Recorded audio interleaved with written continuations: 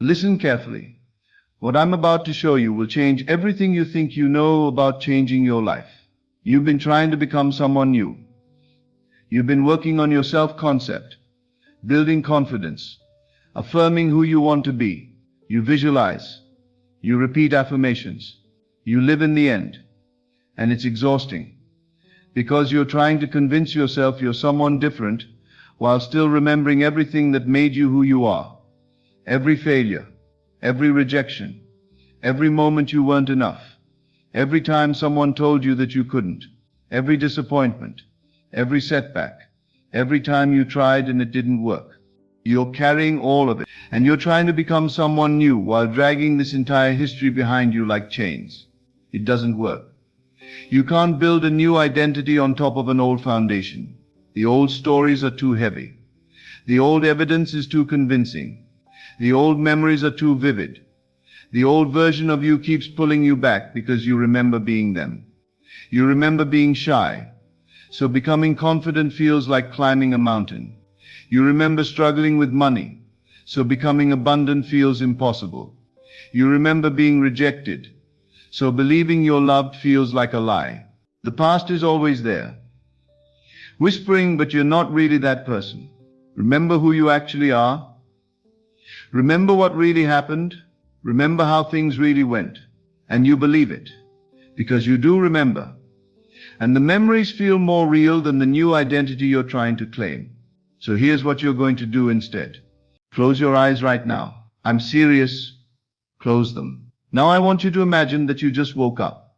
But something's different. You have no memory of who you were. Complete amnesia. You can't remember your past. All of it, every single memory that formed your identity. Gone, erased, disappeared. You're sitting here right now with a completely blank internal slate. No history, no story, no identity from the past, weighing you down or propping you up. No reference points, no evidence, no proof of who you've been. Just nothing. A clean, empty, open space where your identity used to be. And in this space, someone walks up to you. Maybe it's a doctor. Maybe it's a friend you don't remember. Maybe it's just a stranger. And they ask you the simplest question in the world. Who are you? And you realize you have no idea. You can't pull from your past because you don't have one. You can't reference your history because it's gone. You can't say, well, I've always been this way because you don't remember always. You can't say, people have told me I'm like this because you don't remember people or what they said. You have absolutely nothing to pull from except this present moment, right here, right now, with complete freedom. So you get to decide, not based on evidence, not based on proof, not based on what happened before, but based purely on choice in this exact moment. Who are you? Stay with me here, because this is where it gets profound. When you have no memory, when you have no past, when you have no story, you realize something shocking. Identity is a choice, not a fact, not a reality, a choice. Without your memories, you're not anything. You're pure potential, pure possibility, a blank canvas, an empty page. And whoever you decide to be in that moment, that's who you are. Not because you built it, not because you earned it, not because you have evidence, but because you chose it. Let me ask you again. You have complete memory loss. No past, no history, no story. And someone asks, who are you? Are you confident? Then you're confident. That's just who you are. You don't need to remember moments of confidence to be confident. You don't need proof. You don't need evidence. You just are. Are you wealthy? Then you're wealthy. You don't need to remember earning money. You don't need to trace the path from poor to rich. You don't need to justify it or explain it. You just are. Are you loved? Then you're loved. You don't need to remember people loving you. You don't need to reference past relationships. You don't need proof that anyone cares. You just are. Are you successful, powerful, peaceful, healthy, free, beautiful, worthy, enough? Then you are.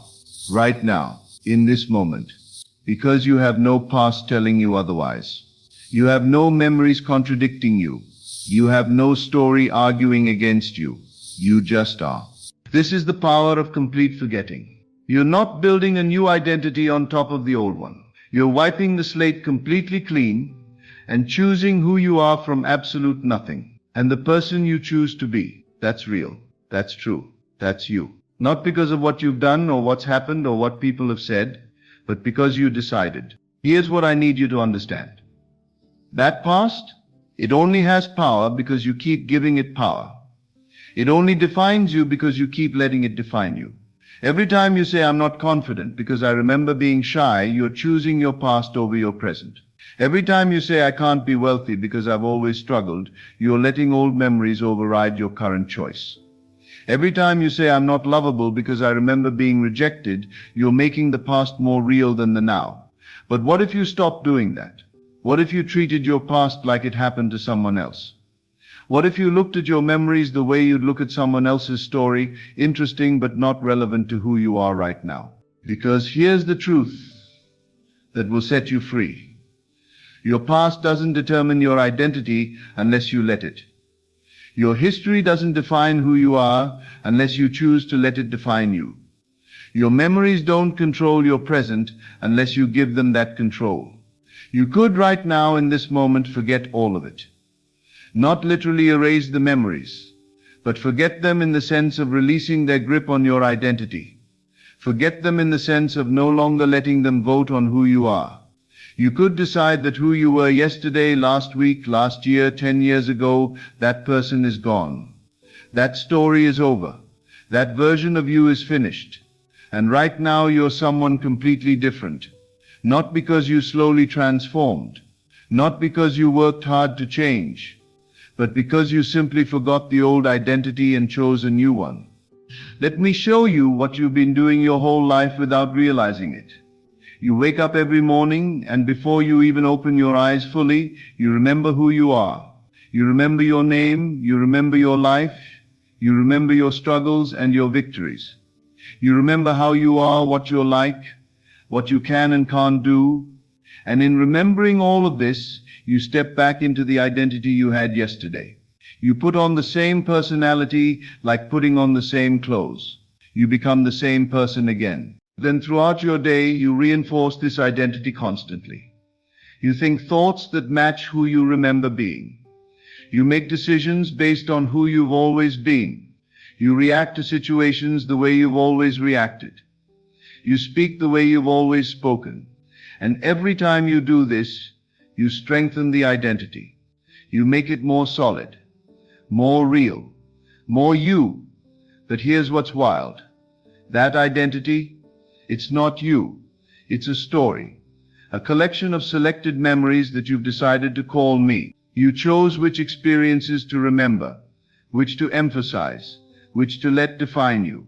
You constructed this identity piece by piece, memory by memory, experience by experience. And now you're trapped in it. Because you keep remembering it. You keep referencing it. You keep going back to it. You want to be confident, but you keep remembering being shy. You want to be wealthy, but you keep remembering struggling. You want to be loved, but you keep remembering rejection. The new identity can't take hold because you won't let go of the old one. You're trying to be two people at once, and it's tearing you apart. So, here's what you're going to do instead.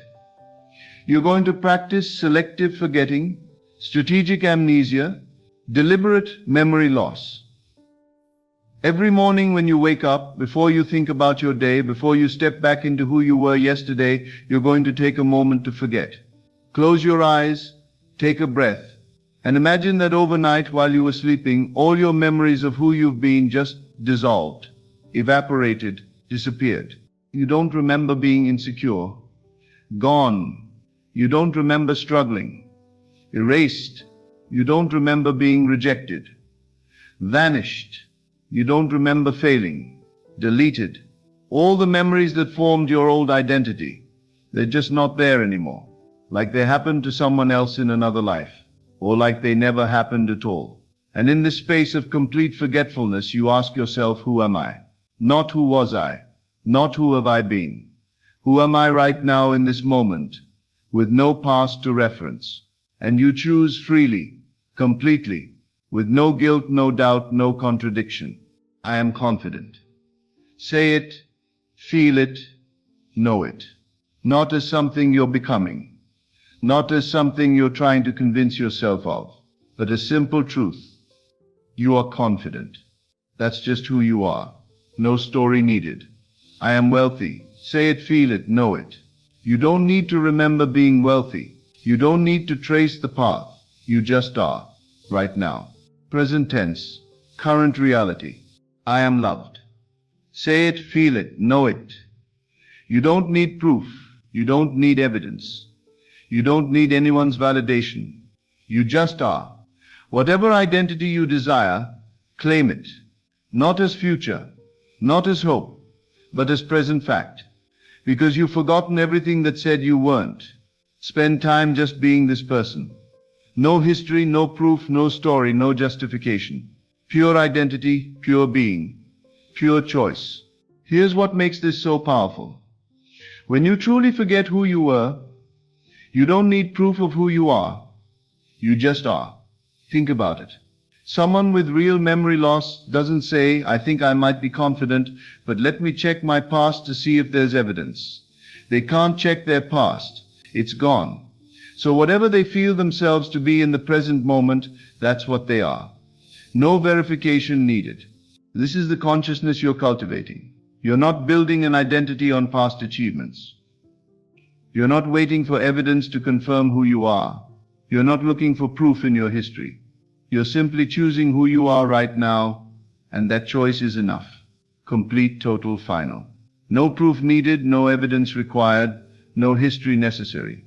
Just pure present moment identity chosen from complete forgetfulness of everything that said you were anything else. And when you claim identity this way, from nothing, from emptiness, from pure choice, it's unshakable. Because there's no past to contradict it. No memory to argue with it, no story to undermine it. You just are. And that's that. Now let me take you even deeper. Because there's a level of forgetting that most people never reach. A level that completely transforms how you experience reality. You're not just forgetting who you were. You're forgetting that you ever needed to become anything. Most people approach identity change like this. I am this now, but I want to become that. They acknowledge their current state and then try to get to a new state. They see themselves on a journey from lack to fulfillment, from limitation to freedom, from unworthiness to worthiness. But when you forget completely, you realize there is no journey, there is no becoming, there is no gap between who you are and who you want to be. There's only choosing right now, in this moment, with complete amnesia about any state other than the one you're selecting. You don't remember ever being unconfident, so you're not becoming confident, you just are confident. You don't remember ever lacking, so you're not becoming abundant, you just are abundant. You don't remember ever being unloved, so you're not becoming loved, you just are loved. The entire concept of transformation dissolves when you forget, because transformation implies movement from one state to another. But if you have no memory of the first state, there's no movement, there's just being. This is the deepest level of forgetting. Forgetting not just your past identity, but forgetting that you were ever anything other than what you choose to be right now. And from this place of complete forgetfulness, identity becomes instantaneous. Not a process, not a journey, not a gradual shift. Instant, immediate. Now, here's a practice that will deepen this even further. Throughout your day-to-day, act as if you just arrived in your life, like you just woke up in this body, in this situation, with no memory of how you got here. You look around and you see your apartment, your job, your relationships, your bank account, your body, and you have no idea how any of it came to be. You don't remember the choices that led here. You don't remember the past that created this present. You're just here, now, with complete forgetfulness of the journey. And from this place of complete newness, you ask yourself, how do I want to respond to this situation as the person I am now? Not how have I always responded. Not what does my past say I should do, but who am I right now, and how does this version of me move through this moment? Someone at work treats you poorly. Normally you might remember past instances of this, might recall your history of being walked over, might respond from the identity of someone who accepts mistreatment. But you've forgotten. You don't remember being that person. So you respond as who you are now, confident, worthy, clear about your boundaries. Not because you worked up the courage, but because you forgot you were ever anything else. You check your bank account and see a number that would normally trigger lack consciousness. But you've forgotten scarcity. You don't remember struggling. So you look at the number with complete neutrality and choose, I am abundant. This number is irrelevant to who I am. You wake up alone and would normally feel the weight of loneliness, the memory of rejection, the story of being unwanted. But you've forgotten all of it. So you wake up as someone who is loved, who is wanted, who is chosen, regardless of who's physically in the bed. Every moment becomes a fresh start. Every interaction becomes a new choice. Every experience becomes an opportunity to forget and choose again.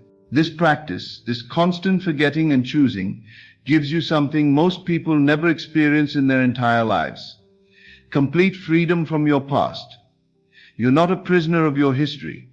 You're not defined by your experiences. You're not limited by who you've been. You're not trapped in patterns that have repeated for years or decades. Every single moment you forget. Every single moment you choose fresh. Every single moment you are whoever you decide to be with no reference to anything that came before. This is power. Real power. Not the power to control others or circumstances, but the power to choose your own identity independent of anything external. You're not at the mercy of your memories. You're not controlled by your past. You're not determined by your conditioning. You're free. Completely, totally, absolutely free. Free to be confident even though you were shy. Free to be abundant even though you struggled. Free to be loved even though you were rejected. Free to be powerful even though you were weak. Free to be successful even though you failed, because you forgot. And in forgetting you became unlimited. The limitations were just memories you kept reinforcing. The unworthiness was just a story you kept telling. The lack was just an identity you kept choosing. Now you're choosing differently, by forgetting completely and being fully. This is your power. This is your freedom. This is your truth. You're not becoming someone new. You're forgetting you were ever anyone old. And in that forgetting, you're discovering who you've always been, beneath all the stories, beneath all the memories, beneath all the conditioning. Pure consciousness, pure being, pure unlimited potential. Now go forget. And in forgetting, become everything you've always known you could be. The rest of your life starts now. And remember, you don't need to remember anything to be everything. In fact, the less you remember, the more you become. So forget completely, radically, constantly. And watch as your entire reality shifts to match the person you choose to be right now, in this moment, with no past to contradict you. This is who you are. This has always been who you are. You just forgot to forget. Now you know. Thank you, and good evening.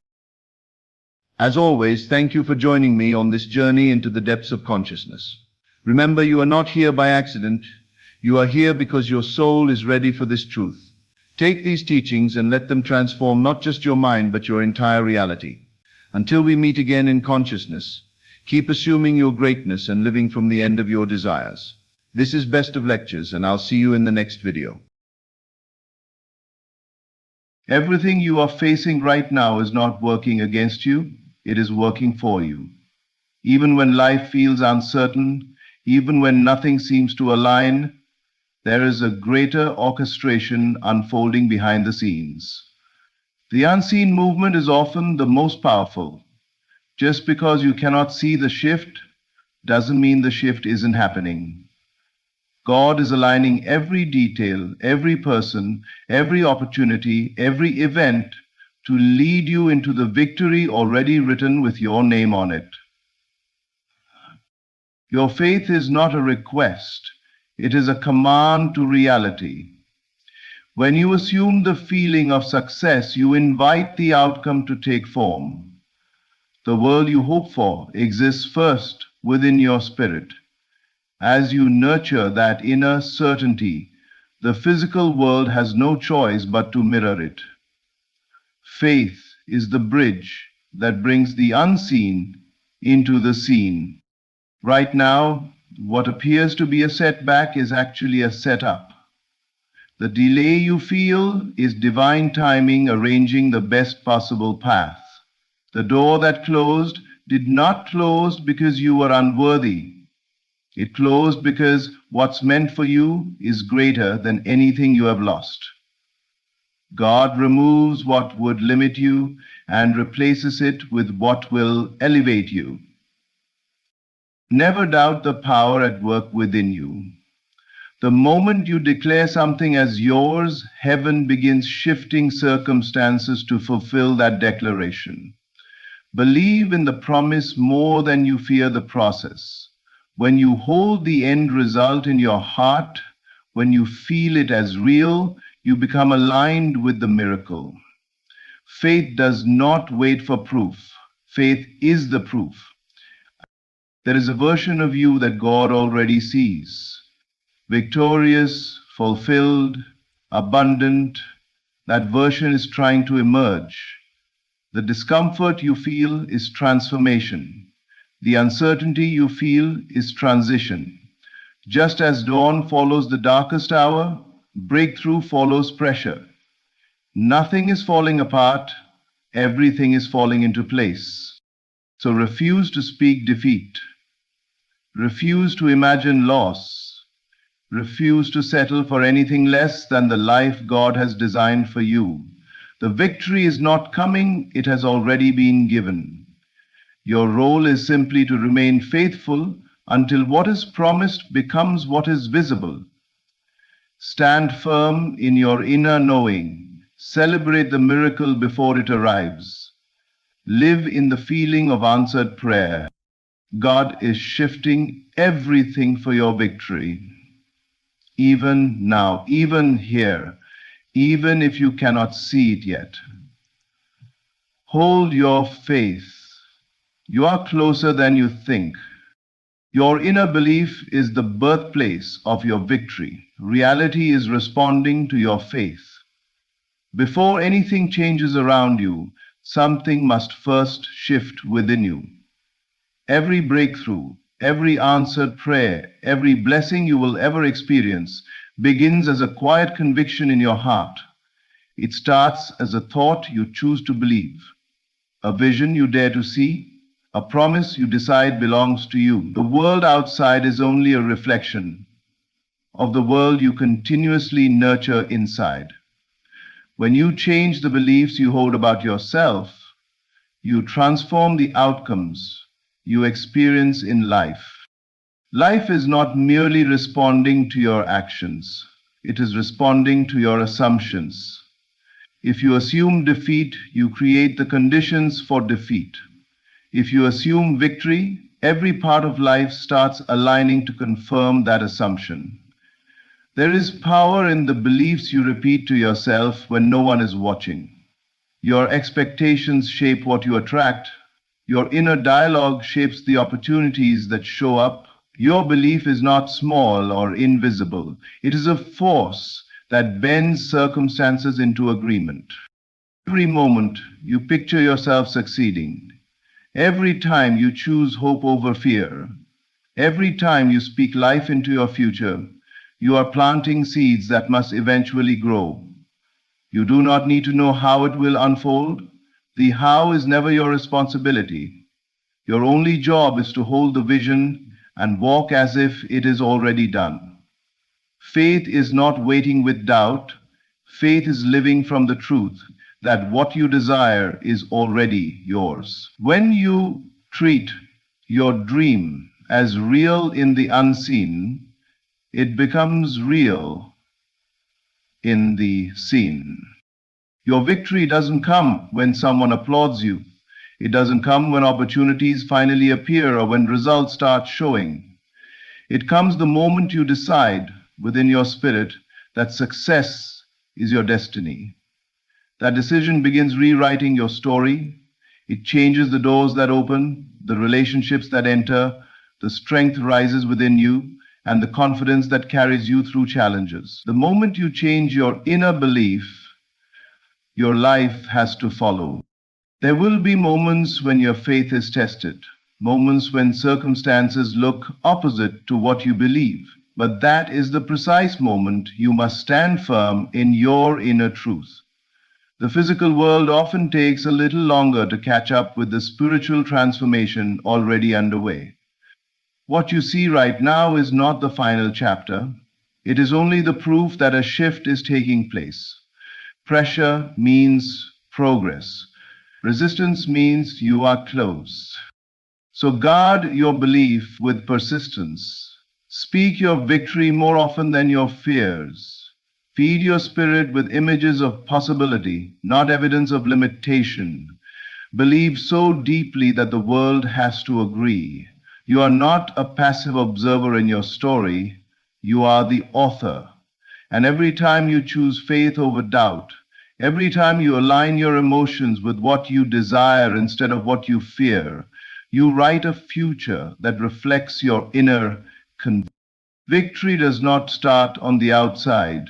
It begins in the invisible chambers of your mind and heart. And as you hold unwavering belief in who you are meant to be, life will rise to meet that belief. Reality is listening. Reality is responding. And your inner faith is leading you exactly where you are destined to go. What looks like delay is divine rearrangement, preparation for fulfillment. When life makes you wait, it is not because you have been forgotten. It is because something sacred is being aligned for you. Every season of delay carries purpose, even if the purpose is invisible in the moment. Just like seeds are buried before they bloom, your dreams sometimes require a period of darkness and stillness before they emerge in full beauty. What feels like nothing happening is often everything happening beneath the surface. The human mind wants quick results. We want answers today. Doors open now, miracles on our schedule. But destiny is not rushed. The process that leads to your blessing is often more important than the blessing itself. There are lessons you must grow through, strengths that must be developed, people you must release, and new environments you must enter. Delay is not denial. It is refining, restructuring, and redirecting you into the precise position where fulfillment can find you. When a delay appears, it is easy to slip into frustration or discouragement. You may think nothing is working or that your prayers have been ignored, but the truth is much deeper. The timing of your breakthrough is being designed with perfection. If the blessing came too early, you might not recognize it, handle it well, or even keep it. If the opportunity arrived before you were ready, it could overwhelm instead of elevate. The waiting season ensures that when the door opens, you walk through it with confidence, stability, and wisdom. There are people who must exit your life before your next level begins. There are relationships that must be healed, mindsets that must be renewed, patience that must be tested. Delay is the divine way of clearing out what does not belong in your calling. God rearranges the pieces, moves situations around, and prepares the path long before you step onto it.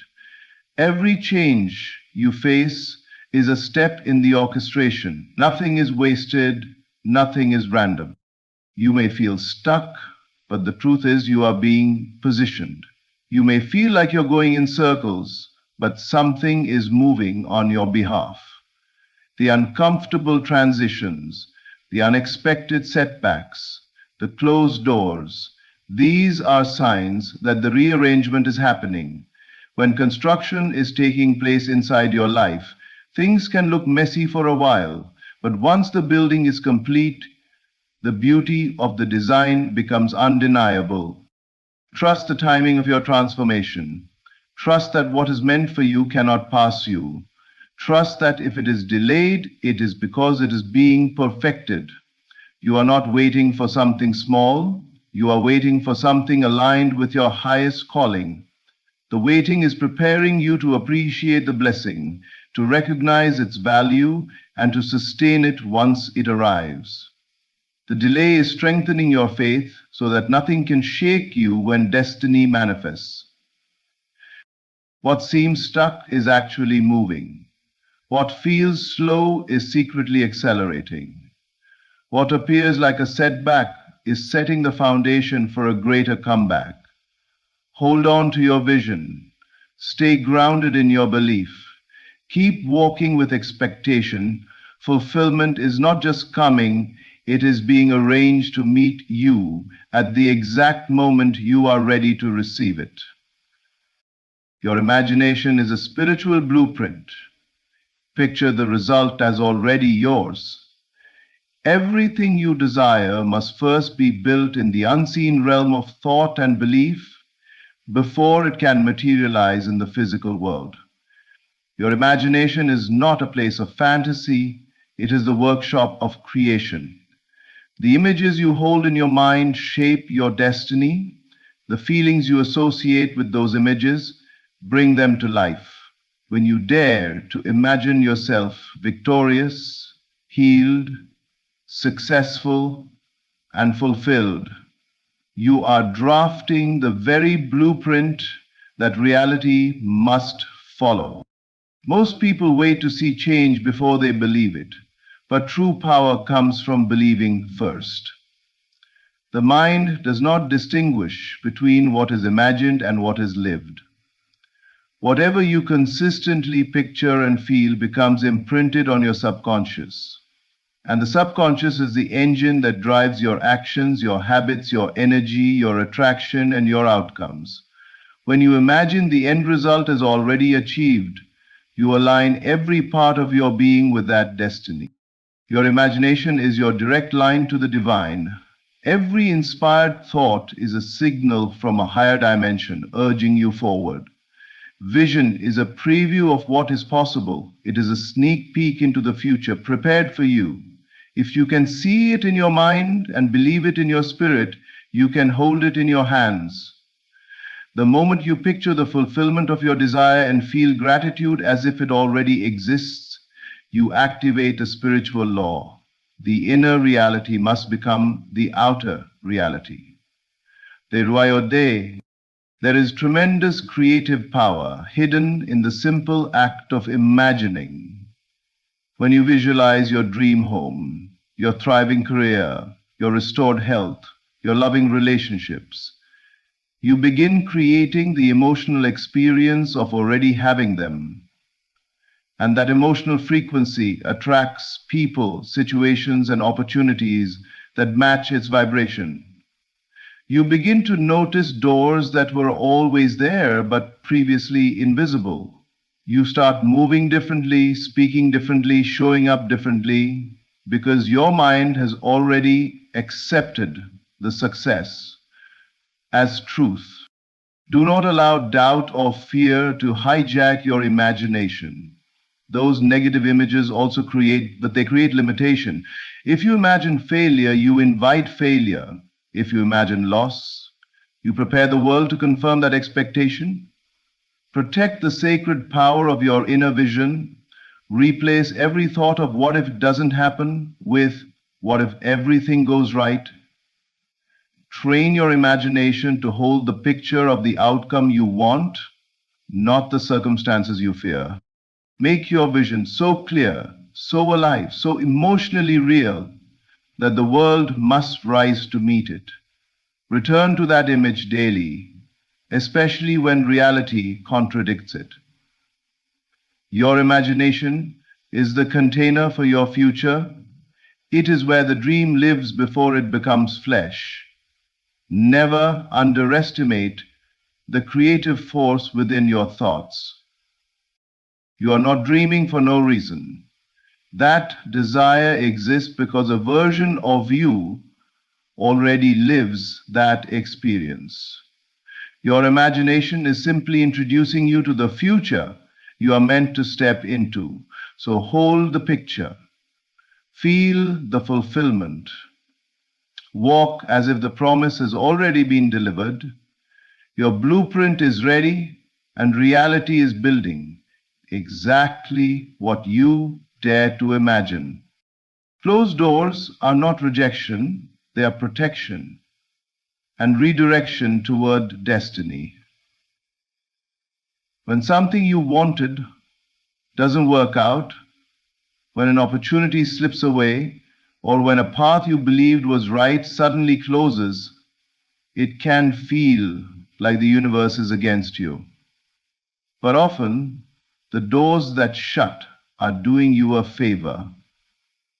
They are preventing you from entering spaces that are not aligned with your purpose or prepared for your greatness. What looks like loss is sometimes divine shielding.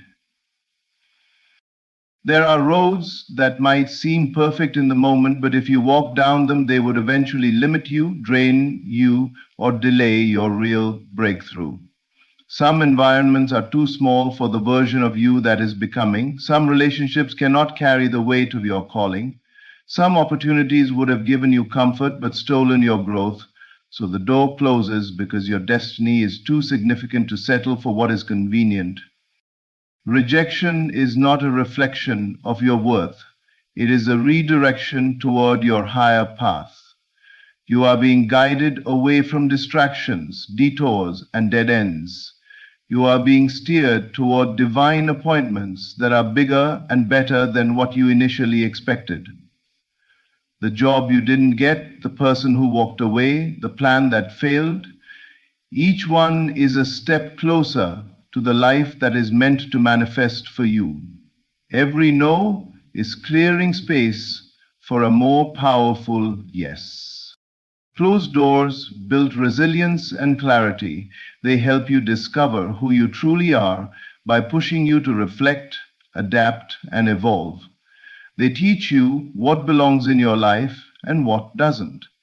Every time you face a rejection, you are also being given a revelation. You are not supposed to stay where you are. You are meant to rise higher. The discomfort you feel is an invitation to grow.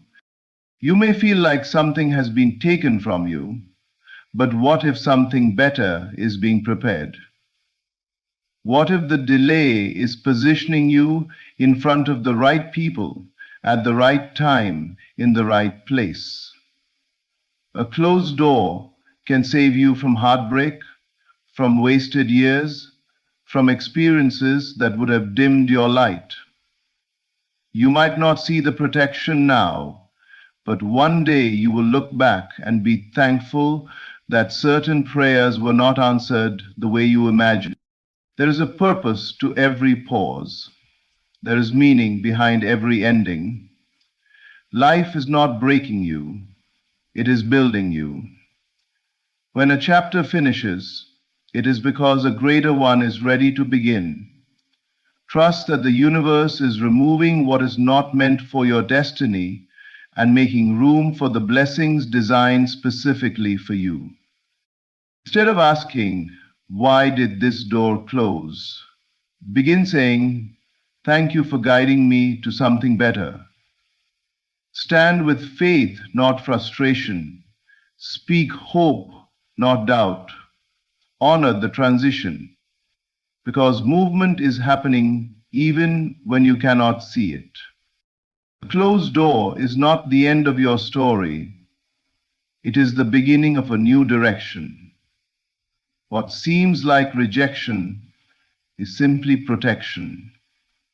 And where you are being redirected is exactly where your destiny has been waiting for you all along.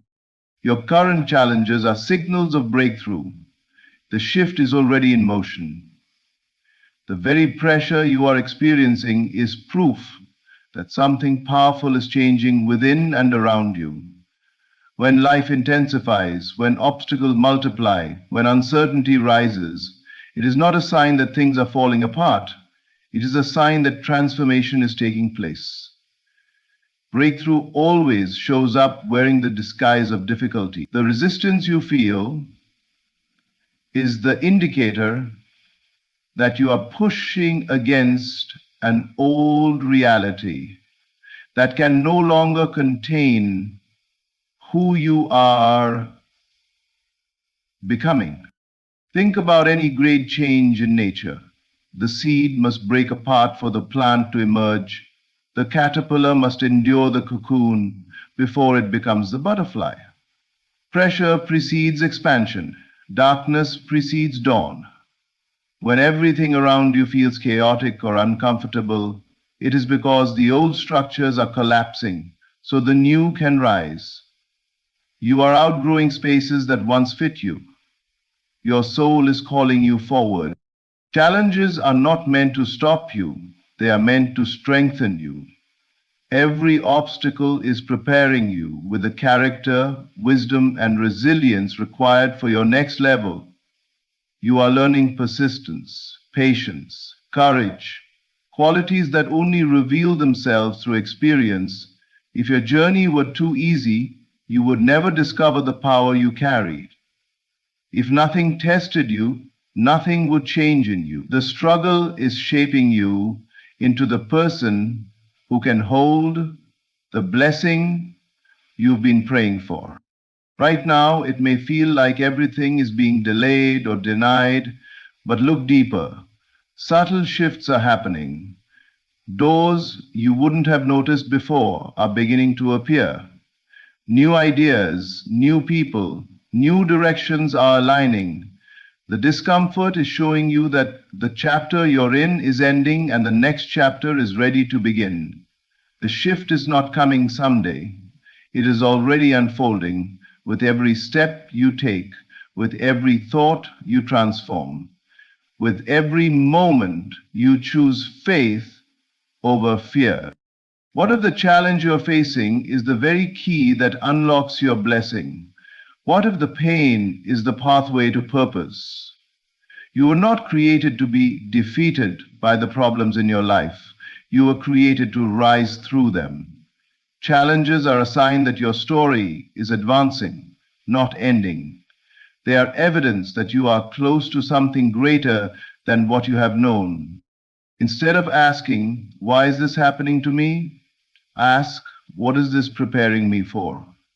Instead of shrinking in fear, stand in the truth that progress is happening even when progress isn't visible. You are not stuck, you are transitioning.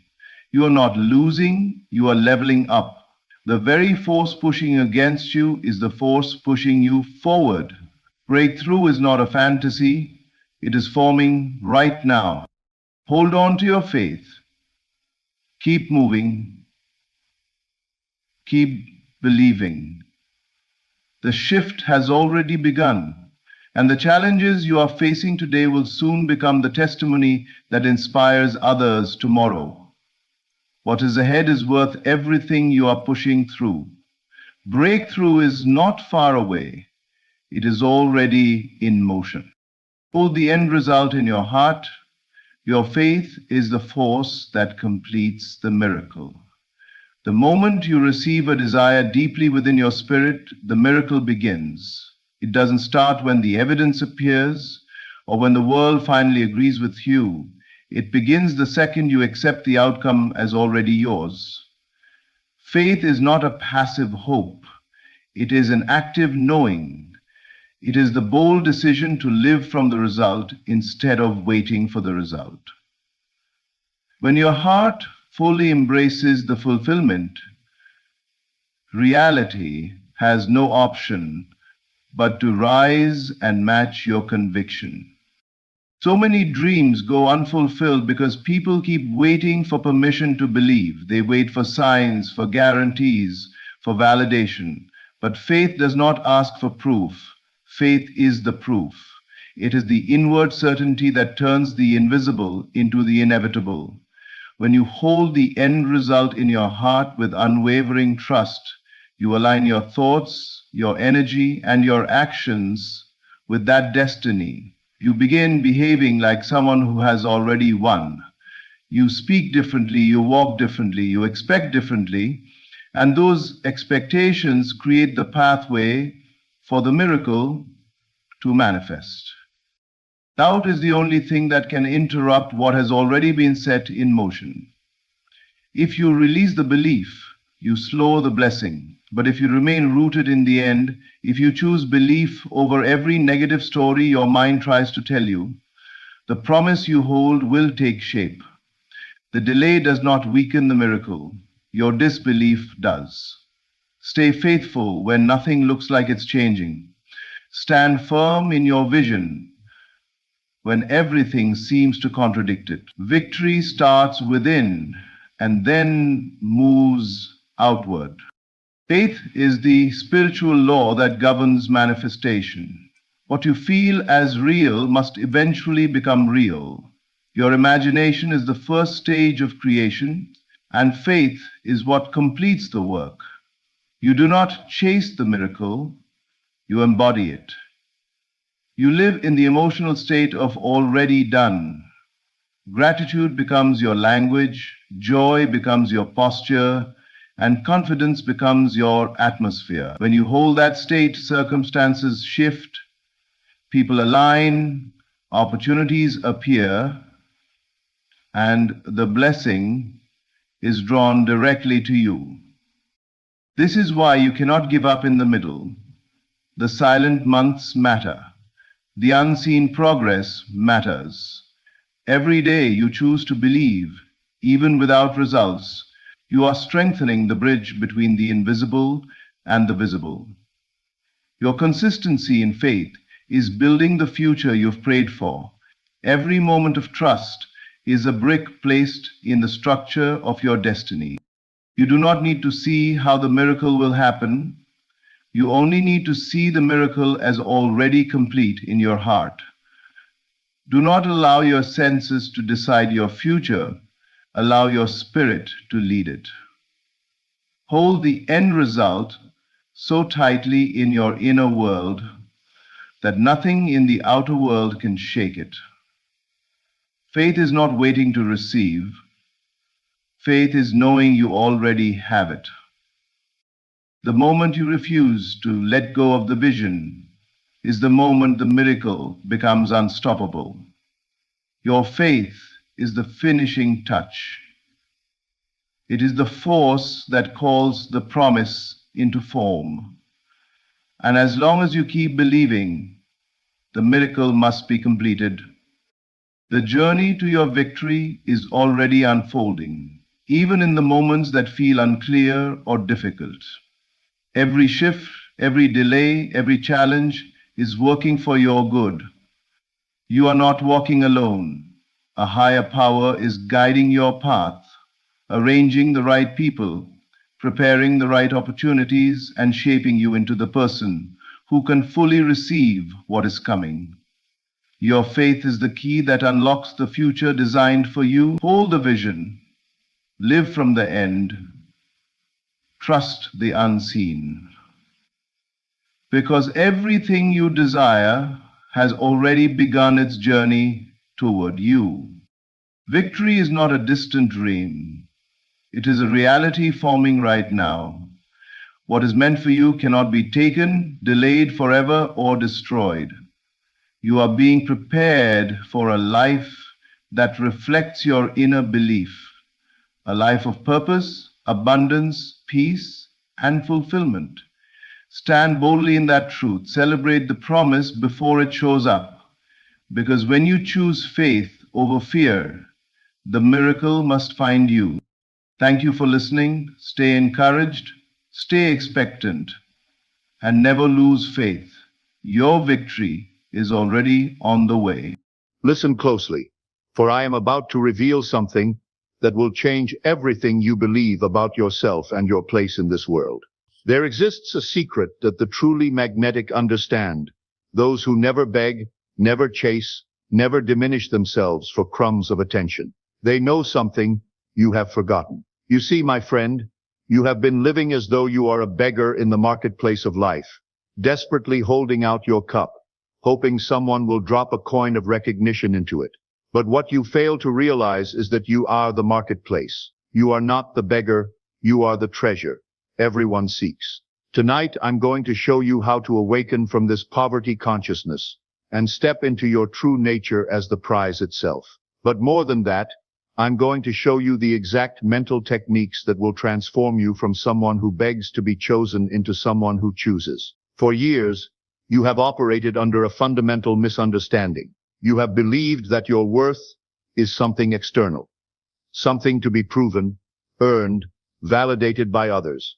This is the great lie that keeps you small. Let me tell you something that will shake you to your core. Every single person who has ever made you feel less was unconsciously reflecting back to you your own inner poverty.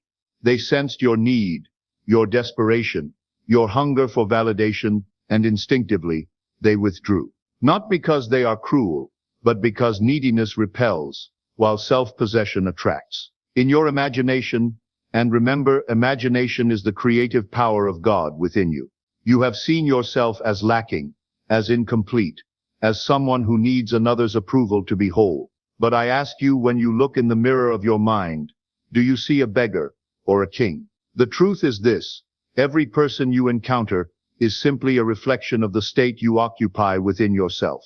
When you assume the feeling of being chosen, of being valuable, of being someone whose very presence is a gift, the world mirrors this back to you without fail. Stay with me, because what I'm about to share next will completely transform how you move through the world. There is an ancient secret that the mystics knew, that royalty understood instinctively, that the truly powerful have always embodied: the secret of self-possession. When you possess yourself completely, your emotions, your energy, your attention, you become a force that others naturally want to orbit around. Think of the most magnetic person you've ever encountered. I guarantee you, they had this quality. They weren't trying to impress anyone. They weren't performing for approval. They simply were, completely, authentically, unapologetically themselves. And in that authentic presence, they became irresistible. But here's what most people don't understand. This quality isn't something you're born with or without. It's a state of consciousness you can cultivate. It's a way of being you can learn. And once you master it, your entire life transforms. There is a state of consciousness, let's call it the state of inner royalty, that you must learn to inhabit. In this state, you do not question your worth any more than the sun questions its right to shine. You simply are. When you truly occupy this state, something remarkable happens. You stop performing for others' approval. You stop explaining yourself. You stop shrinking to make others comfortable. Instead, you move through life with the quiet confidence of someone who knows their value is not up for debate. I have observed this phenomenon countless times. The person who needs nothing from others receives everything. The person who can walk away maintains all the power. The person who values their own company finds themselves surrounded by those who recognize quality. But here's what most people don't understand. This is not about becoming cold or distant. This is about becoming so full of your own divine nature that you overflow with genuine presence, not desperate need. Let me share with you a story that illustrates this perfectly.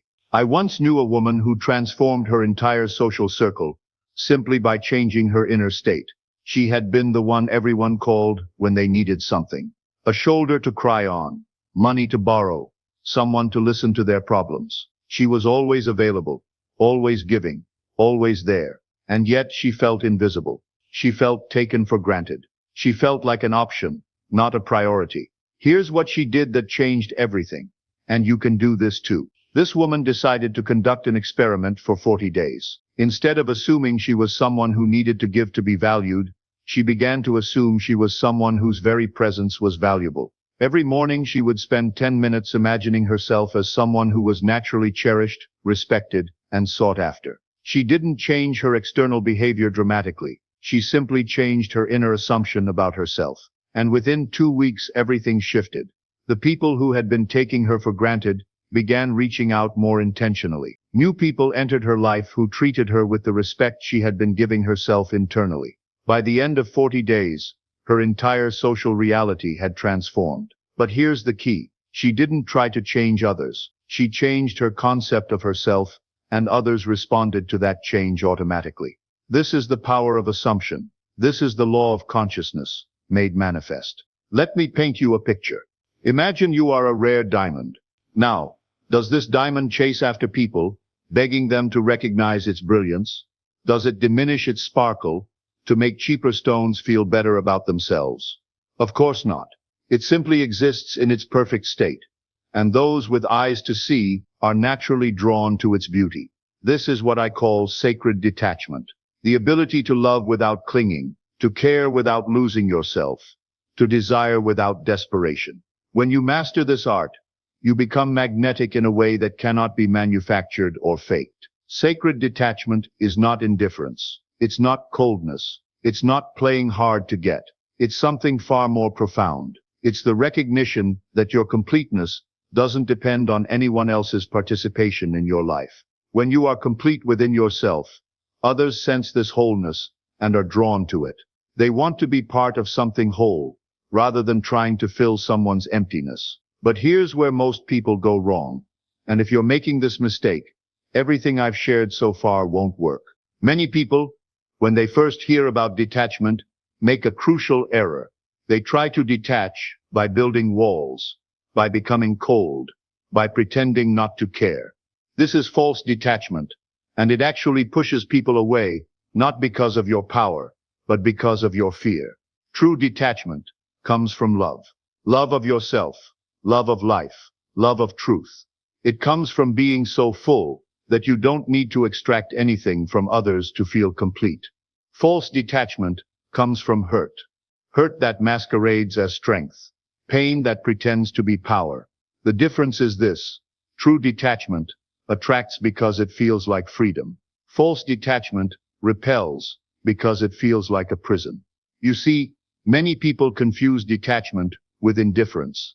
They think being unavailable means being cold or playing games. But true detachment comes from a place of fullness, not emptiness. It comes from loving yourself so completely that you no longer need to extract love from others to feel whole. When you truly love yourself, not in a narcissistic way, but in a divine way, recognizing yourself as a magnificent expression of the infinite, you create what I call a magnetic field of self-love. This field draws to you experiences and people that match your level of self-regard. Think of it this way. If you were a radio station, what frequency would you be broadcasting? Would it be the frequency of please love me, or would it be the frequency of I am love itself? The frequency you broadcast is the frequency you receive back. Most people are broadcasting need, lack, desperation, and then they wonder why they attract people who are unavailable, uncommitted, or disrespectful. But when you broadcast completeness, wholeness, self-love, you attract people who recognize and match that energy. Here's a practical technique I want you to master. Every morning, before you interact with anyone, I want you to tune into your inner frequency. Ask yourself, what am I broadcasting right now? Am I broadcasting need or wholeness? Am I broadcasting desperation or completion? If you sense that you're broadcasting from a place of lack, if you're hoping this day will bring you the validation you crave, if you're anxious about whether someone will text you back, if you're looking for others to fill the emptiness inside you, then stop. Don't go into the world broadcasting that frequency. Instead, spend time filling yourself up, not with external things, but with the recognition of your own divine nature. Feel what it's like to be completely loved by the universe itself. Feel what it's like to be someone whose very existence is precious and valuable. Only when you're broadcasting wholeness should you engage with others. This single shift will transform every interaction you have. Now I want you to understand something crucial about the nature of reality. Everything you experience in your outer world is a direct result of the assumptions you hold about yourself in your inner world. If you assume you are an option, the world will treat you as such. If you assume you are indispensable, that too will be reflected back to you. This is not positive thinking or wishful fantasy. This is spiritual law. Your consciousness is the only reality. Everything else is its projection. So I ask you, what have you been assuming about yourself? Have you been living in the assumption that you must prove your worth, that you must earn love, that you must compete for attention? If so, you have been creating from a state of lack, and lack is all that can be returned to you. But assumptions can be changed. And when you change your assumptions about yourself, you literally change your reality. What I'm about to tell you next might sound impossible, but I assure you, it's the most practical thing you'll ever learn. There are 3 sacred assumptions that will transform your life if you embody them completely. First, sacred assumption. I am inherently valuable, not because of what you do, not because of what you achieve, not because of who validates you. You are valuable because you exist. You are valuable because consciousness itself chose to express through you. This assumption must become as natural to you as breathing. Second sacred assumption. My presence is a gift. When you enter a room, you are not hoping to receive something. You are bringing something. Your energy, your consciousness, your unique perspective, these are gifts you bring to any interaction. Feel this truth until it becomes automatic.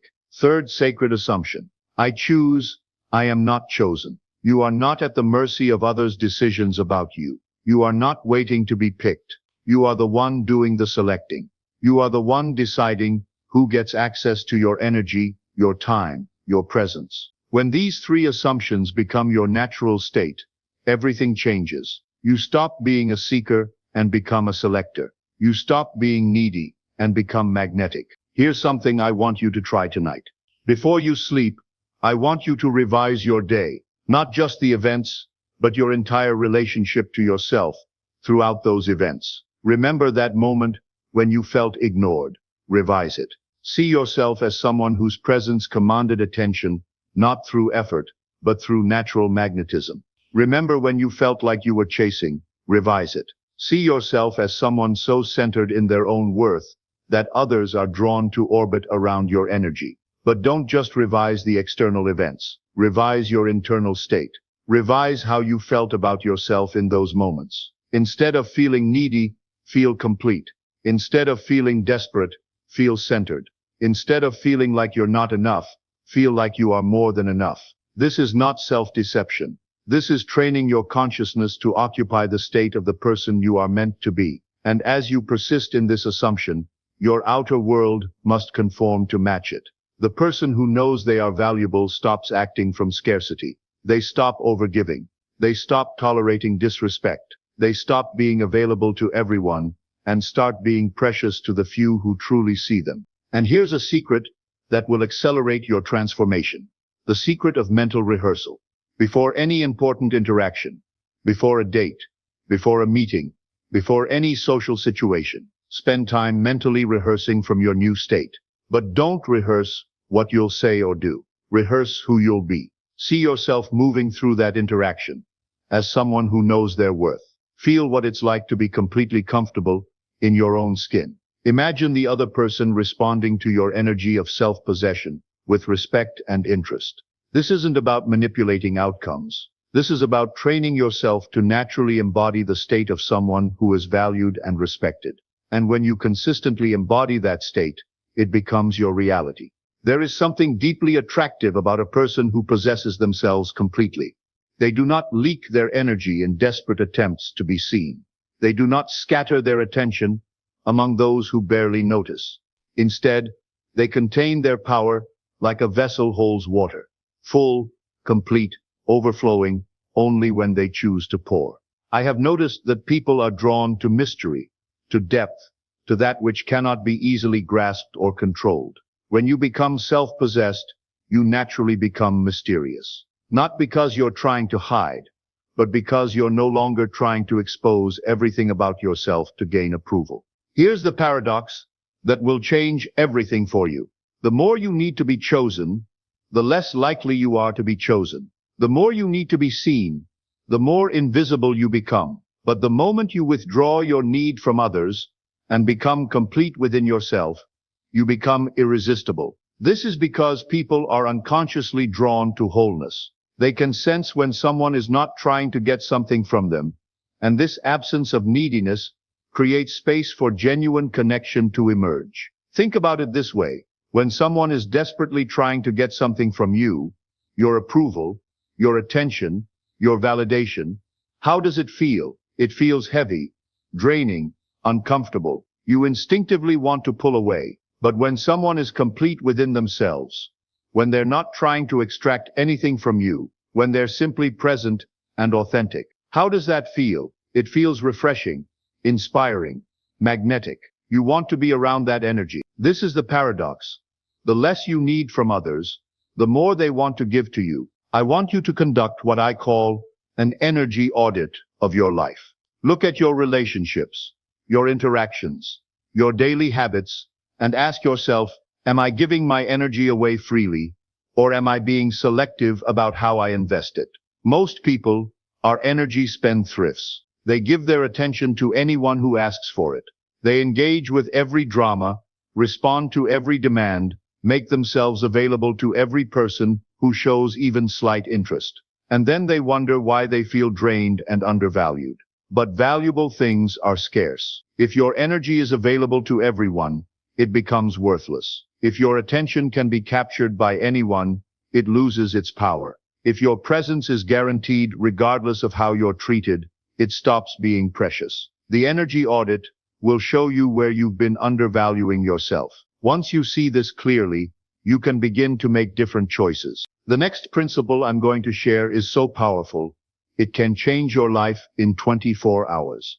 Here's a challenge that will immediately shift how others perceive you. For the next 24 hours, I want you to act as if you are already the most valued person in your own life. Not arrogantly, not rudely, but with quiet dignity. This means you don't explain your decisions to people who haven't earned that level of intimacy with you. You don't argue with anyone about your worth or try to convince them to see your value. You don't make yourself available to everyone who demands your attention. You don't settle for treatment that doesn't match your inner dignity. You speak to yourself with the same respect you would show to someone you deeply admire. For just 24 hours, live as if you already know you're valuable. See what happens. I guarantee you'll be surprised by how differently people respond to you. Here's something beautiful I want you to understand. You don't have to earn love.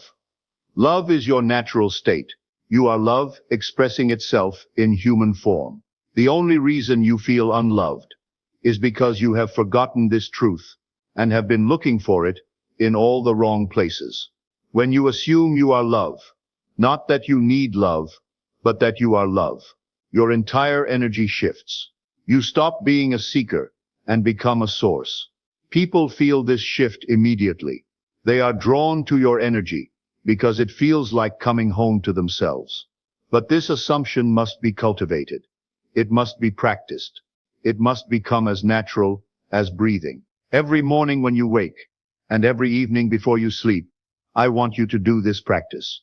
Close your eyes and assume you are completely loved by the universe itself. Not conditionally loved based on your behavior or achievements, but unconditionally loved simply because you exist. Feel this love surrounding you like warm sunlight. As you feel this universal love, begin to extend that same love to yourself.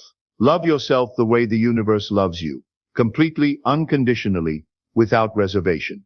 From this state of being filled with love, imagine moving through your day. See yourself interacting with others, not from a place of need, but from a place of overflow. You're not trying to get love from them because you're already full of love. Practice this faithfully for 30 days, and watch how your relationships transform. When you stop seeking love and start being love, everything changes. When you truly understand your worth, chasing becomes impossible. Not because you've decided not to chase, but because the very idea of chasing feels foreign to who you are. Lions don't chase mice. The sun doesn't chase the planets. They simply exist in their power, and everything else responds accordingly. This is the state I want you to reach, not through force or effort, but through recognition. Recognition that you have always been enough. Recognition that your value is not dependent on anyone else's acknowledgement. Recognition that you are the prize, and the right people will be honored to receive you. But let me be clear about what I mean by not chasing. I don't mean becoming passive or uninvolved in life. I mean operating from a place of fullness rather than emptiness, from wholeness rather than need. When you're complete within yourself, you can pursue what you want without desperation. You can express interest without neediness. You can take action without attachment to outcomes. This is the difference between inspired action and desperate chasing. Remember this always. Everyone in your life is reflecting back to you the relationship you have with yourself. The person who takes you for granted, they're showing you where you take yourself for granted. The person who doesn't see your worth, they're reflecting back areas where you don't see your own worth. This principle is both humbling and empowering. Humbling because it means you can't blame others for how they treat you. They're only mirroring your inner state. Empowering because it means you have complete control over how you're treated. By changing your relationship with yourself. When someone disrespects you, instead of getting angry at them, ask yourself, where am I disrespecting myself? When someone ignores you, ask, where am I ignoring my own needs? When someone treats you as an option, ask, where am I treating myself as an option? This is why changing others is impossible, but changing yourself changes everything. When you truly value yourself, you will only attract and accept people who value you. When you truly love yourself, you will only engage with love. When you truly respect yourself, respect is all that will be offered to you. There is a state of consciousness where you feel complete within yourself. In this state, other people become bonuses to your life, not necessities. Relationships become choices, not needs. Love becomes an overflow, not a requirement. From this state of completion, you naturally become selective. Not because you're trying to be difficult, but because you can feel the difference between what nourishes you and what depletes you.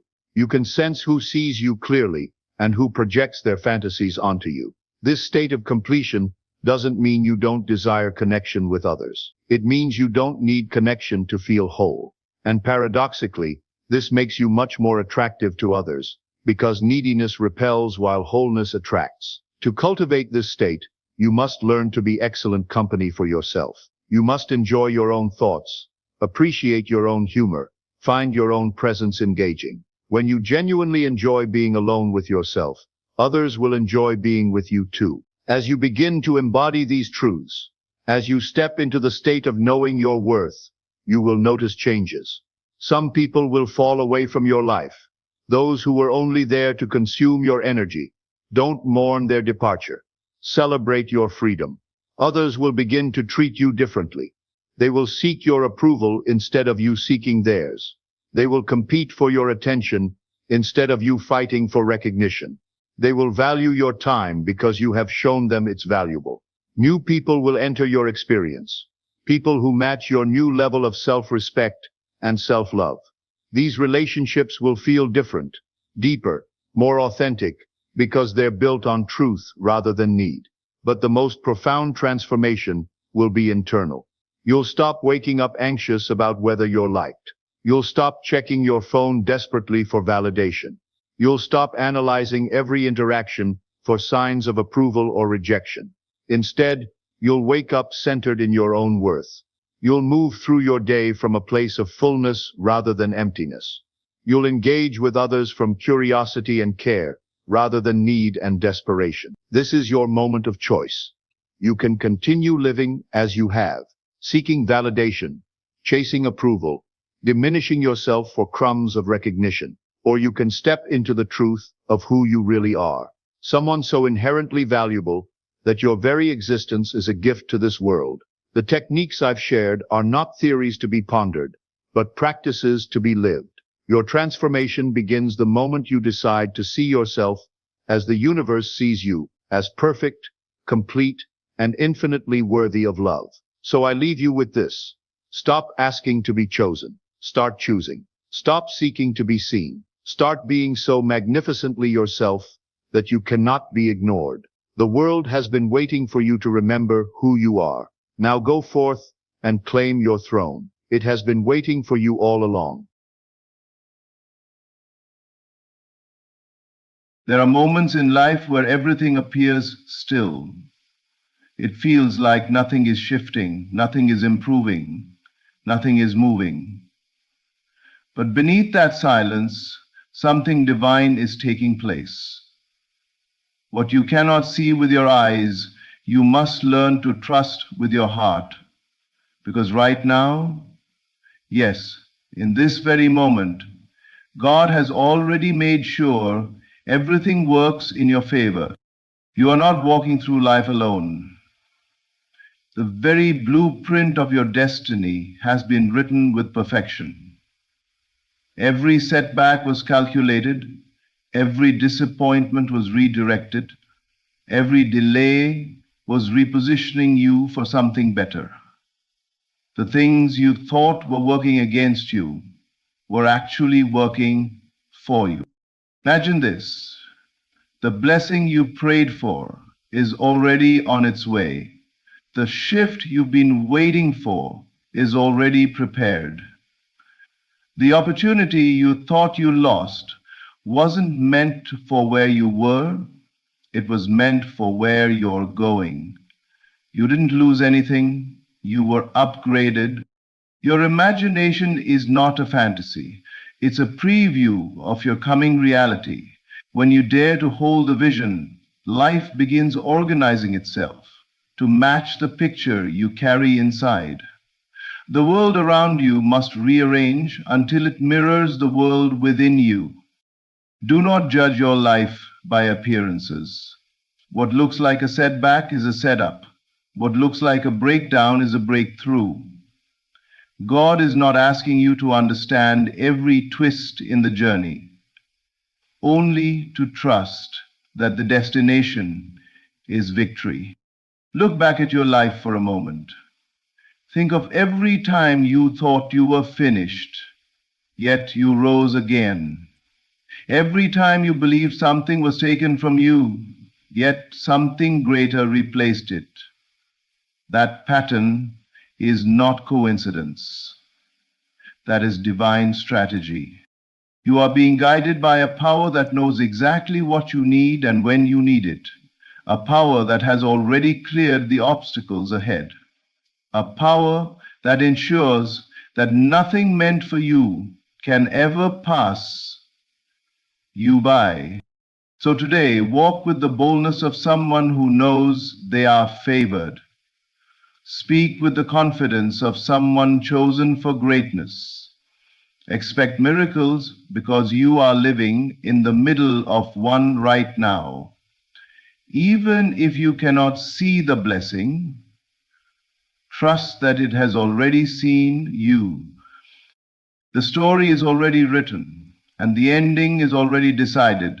Everything, absolutely everything, is working in your favor. Hold that truth within you.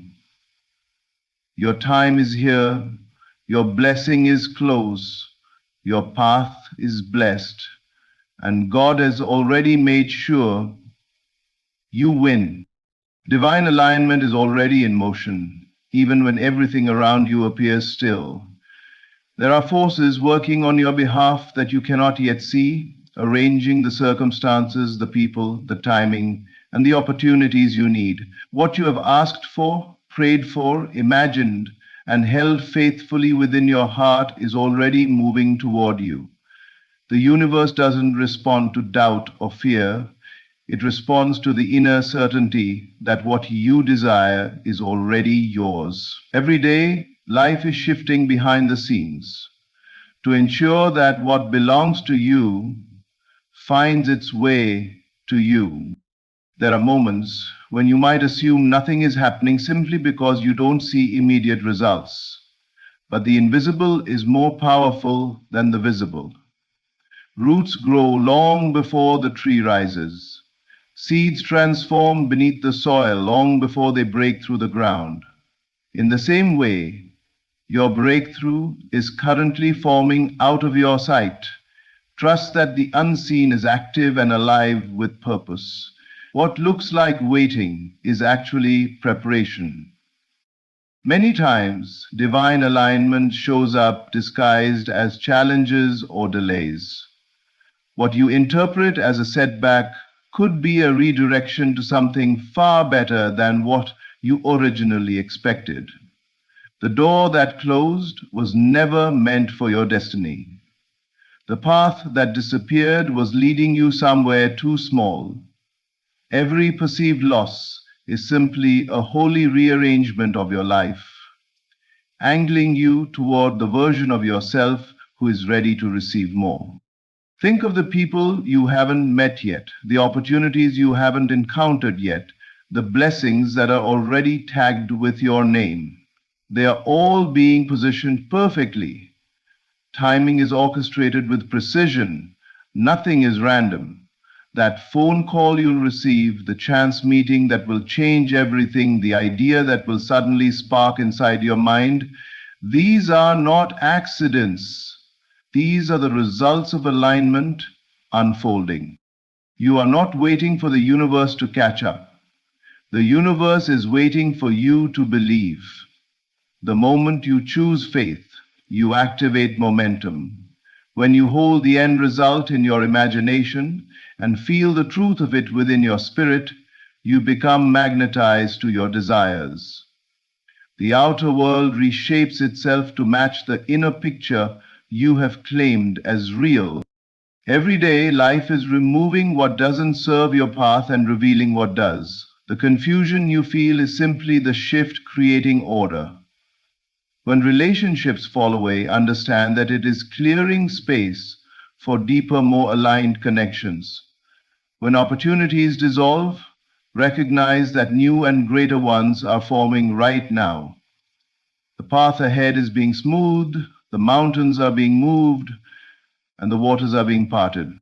You do not have to force anything, you do not have to chase. What is for you will never require struggle to keep. Let the process unfold with trust.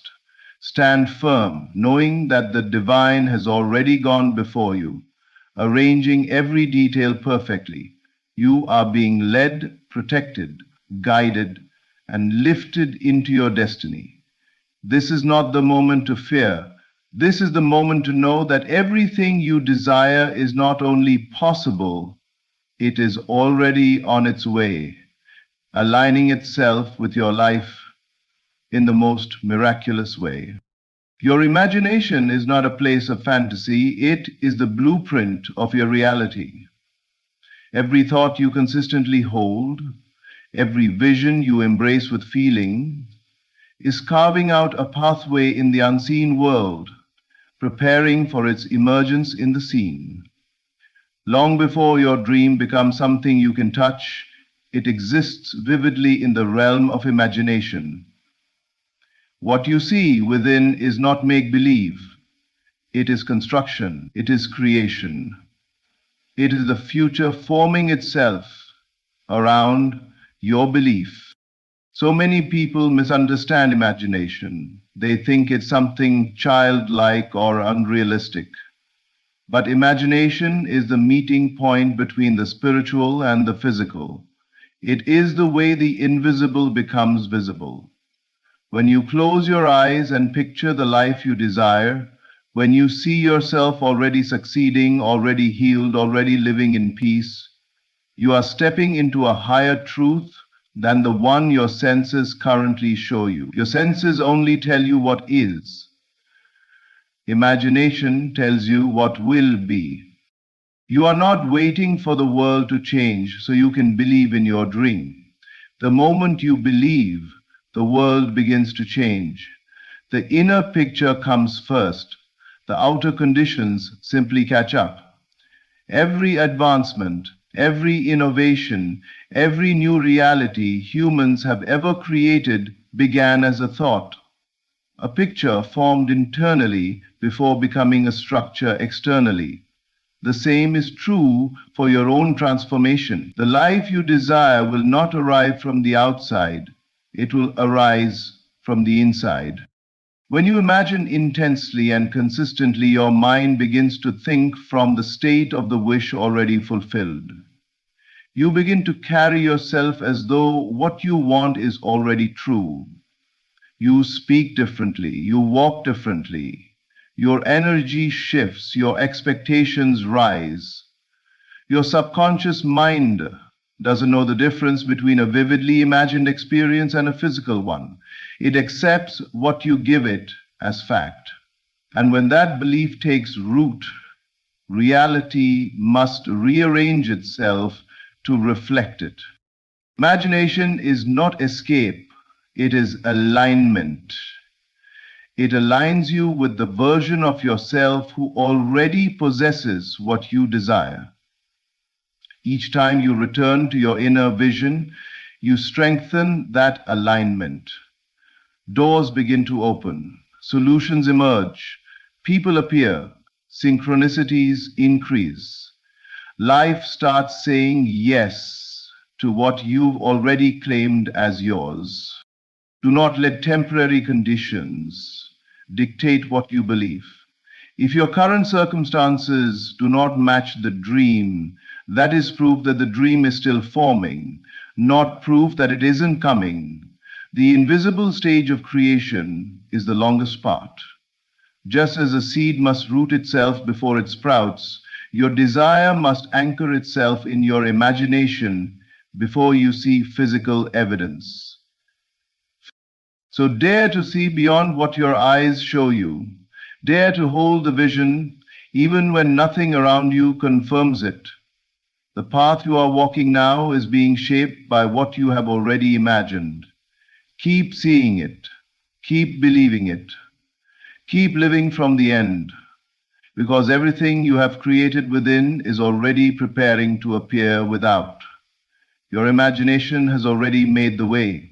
You are simply walking into what is destined to manifest. Every delay you experience in life is not a sign of denial, but a sign of divine timing.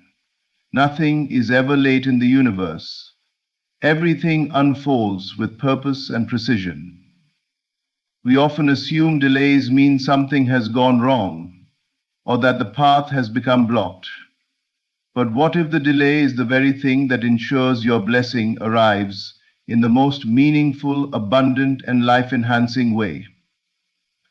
What if the wait is not wasted time, but the most holy preparation?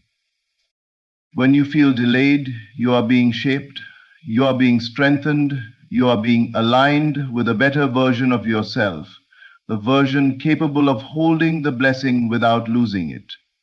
Every dream requires a foundation, and foundations take time. A blessing that comes too early becomes a burden.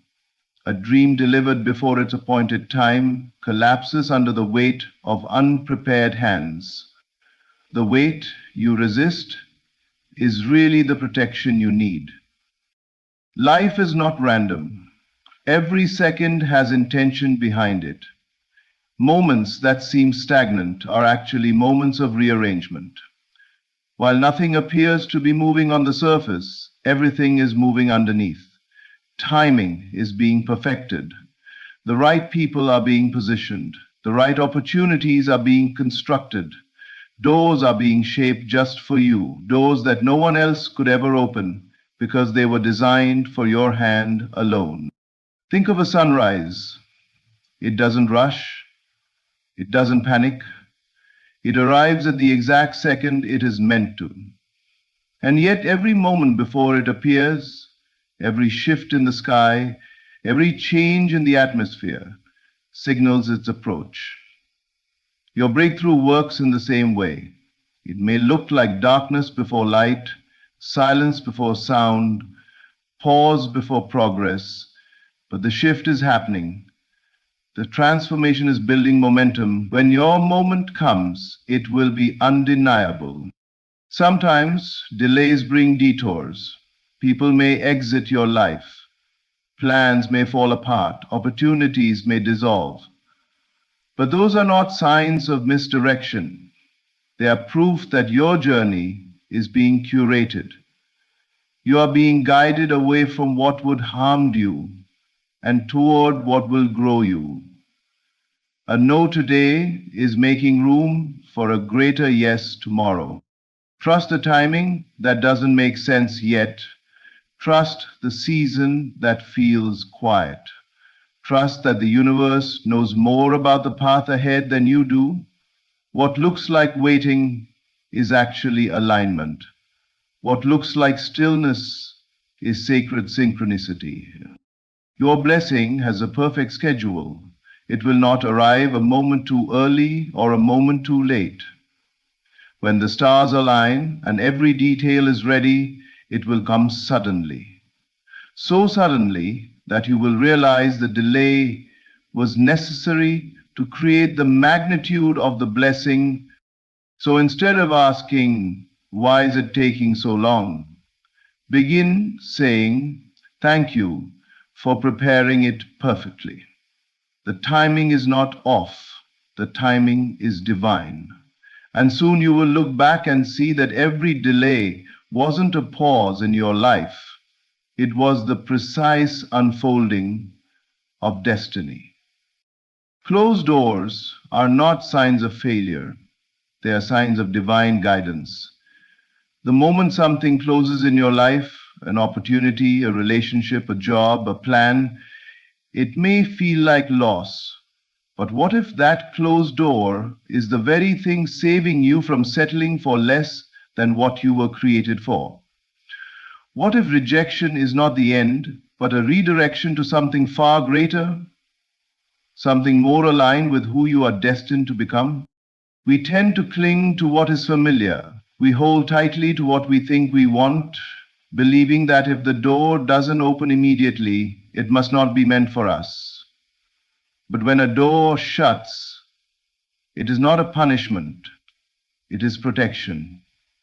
It is a divine intervention preventing you from walking into something that would limit you, drain you, or delay your purpose. The door that wouldn't open is the proof that life is taking you somewhere better. A closed door forces you to move. It pushes you to explore what you never would have considered if everything had gone according to your plan. You grow, you stretch. You learn to trust the unseen path. Sometimes the only way to lead you toward your destined opportunity is to remove the one you would have chosen out of convenience, fear, or familiarity. Think of every rejection you've faced. At the time, it may have broken your heart or shaken your confidence. But look deeper. You are not where you used to be. You have gained wisdom.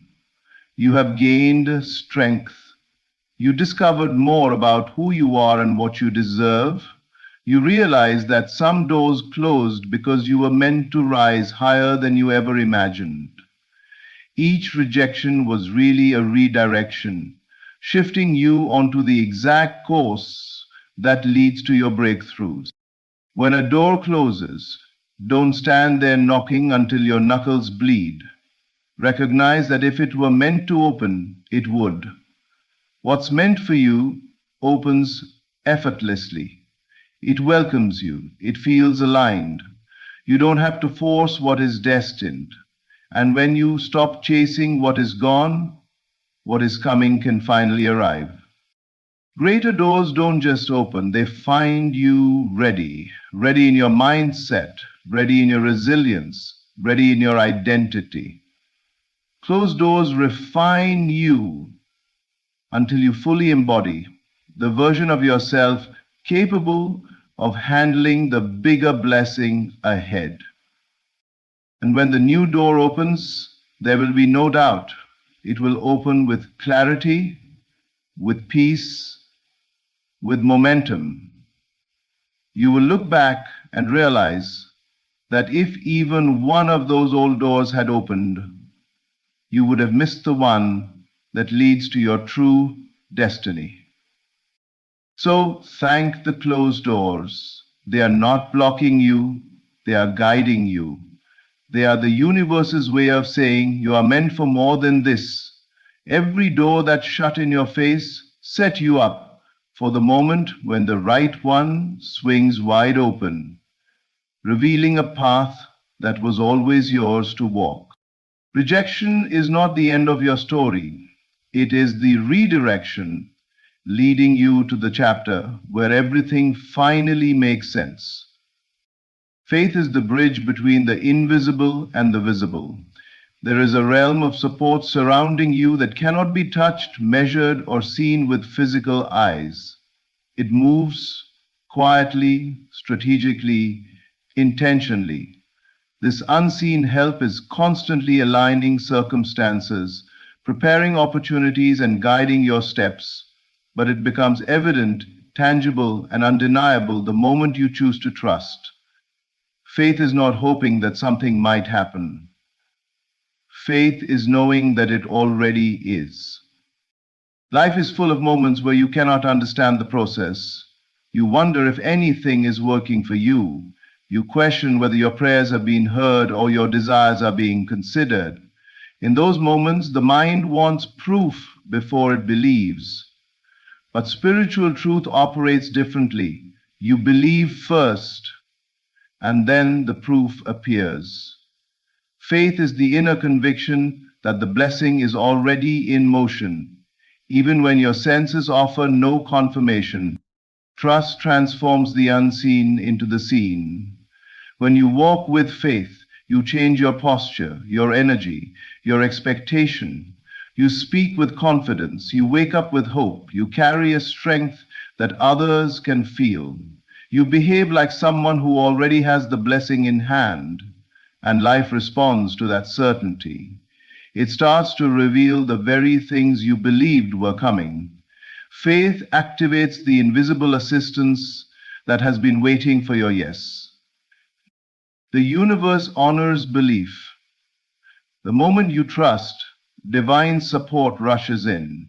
Ideas arrive at the perfect time. Doors begin to open effortlessly. Right people appear. Opportunities flow in ways you could never have designed on your own. It's not coincidence, it's alignment. Faith tunes you into the frequency of your destiny, and what is yours resonates back to you. Consider a seed buried in soil. It is surrounded by invisible forces, nutrients, water, warmth, all working together to help it grow. But if the seed refuses the process, if it fears the darkness and pushes against the soil too soon, it will never become a tree. Your life works the same way. The darkness, the uncertainty, the waiting, these are not signs of abandonment. They are the exact elements that faith uses to transform potential into manifestation. Faith isn't passive, it is active trust. It is persistence when nothing seems to change.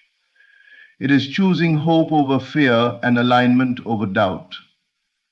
It is saying, I don't see it yet, but I know it's coming. And that knowing becomes the magnet that pulls your blessings into the physical world. You were never meant to navigate life alone. There are forces surrounding you, guiding and lifting you toward your highest good, but they are empowered only when you choose to believe. The moment you trust the invisible, the universe reveals its secrets. The very things that seemed impossible begin to unfold effortlessly. So keep your faith alive. When you hold strong inside, what is meant for you will become visible outside. Your faith is the key that unlocks the blessings waiting on the other side of the unseen. Invisible support becomes visible abundance the moment you choose to trust. Your breakthrough was never a matter of chance. It was written into the fabric of your existence long before you faced the challenges you're dealing with today. Every struggle, every setback, every moment that felt like a battle was not a sign that you wouldn't make it. It was evidence that something extraordinary was being prepared for you. The outcome has already been decided. You win. The process you're walking through is simply grooming you for the victory that has always belonged to you. Many times, we assume the battle is what determines the result. We think our effort, our strength, or our strategy alone decides if we will overcome. But the truth is, the result is determined first. The path is given afterward. You weren't placed in the fight to see if you were strong enough. You were placed there to discover the strength that was already in you. Every challenge is shaping you into the person who can stand confidently in the blessing without crumbling under its weight. If the breakthrough came too early, you might not have recognized its value. If the victory showed up before the preparation, you might not have been able to hold on to it. The waiting seasons, the painful shifts, the lonely moments, these are not failures. They are training, they are pruning, they are polishing you into someone who embodies the victory, not just receives it. There's a bigger picture unfolding beyond what you can see right now. The universe didn't allow you to face this journey because you might lose. It placed you here because you are destined to rise. The battle is the evidence that the blessing is near. Resistance only shows up when something powerful is on the other side. Look back at everything you've survived. The storms that should have destroyed you only made you wiser. The disappointments that broke you open only expanded your capacity to receive more. Every tear watered the ground of your breakthrough. Every obstacle became a stepping stone. Your struggles were not detours, they were preparation for greatness. Even the moments when you doubted, feared, or wanted to give up, the outcome never changed. You were never disqualified. You were never forgotten. You were never without support. Help was moving behind the scenes. Strength was being built inside you. Doors were aligning ahead of you, all so that when the moment of breakthrough arrives, you will know without a doubt you were chosen for this. So stop questioning whether you will make it. The victory is already yours. Your only task is to continue forward, holding the belief that what is promised to you cannot be taken from you. The battle is temporary, the blessing is permanent. Your breakthrough was ordained before the struggle began. You are not fighting for victory, you are fighting from victory. And soon everything you've endured will reveal its purpose. The process was never punishment. It was preparation for the moment when your destiny meets reality and everything finally falls into place. Everything you have walked through has been leading you to this moment. The delays, the closed doors, the silent seasons, the battles that seemed too heavy, none of it was wasted. All of it was preparing you for the blessing that is now aligning with your life. The unseen forces that have been guiding you, protecting you, and strengthening you are about to reveal what they've been building on your behalf. What once felt uncertain will soon make perfect sense. Trust the path, honor your journey, and keep your faith alive, because everything is turning in your favor exactly as it was meant to. Thank you for listening. Your victory is already written. My friends, I want to share with you tonight something that will completely transform your relationship with money. Not through effort, not through struggle, but through understanding a simple truth that consciousness is the only reality. What if I told you that your bank account right now has absolutely nothing to do with your ability to create massive wealth? What if I told you that someone living paycheck to paycheck could manifest $10,000 faster than a millionaire could manifest their next million? I know that sounds impossible to your rational mind, but before this evening is over, I'm going to completely shatter everything you think you know about wealth creation. Let me share with you a story that illustrates this perfectly. I observed two people, both 35 years old, both college graduates, both living in the same city with identical circumstances. The first person worked 60 hours a week at their corporate position, maintained 3 side ventures running on weekends, followed every financial advisor's recommendations religiously. budgeted every single penny, read investment books voraciously, attended wealth seminars, tracked expenses obsessively, and sacrificed their entire social life for financial goals. They did everything the experts commanded them to do. The second person worked part-time at something they absolutely loved, spent money freely on things that brought them joy and fulfillment, never worried about their finances, never checked their bank balance obsessively, had never read a finance book or attended a wealth seminar in their life, and didn't even maintain a budget. To most financial advisors, this second person would be considered financially irresponsible, even reckless. After 5 years, the second person had 10 times more money than the first. They didn't inherit it, didn't win any lottery, didn't get lucky with investments, didn't start with any advantages whatsoever. The only difference, and I mean the only difference, was what was happening in their consciousness around money. The first person was operating from what I call scarcity consciousness.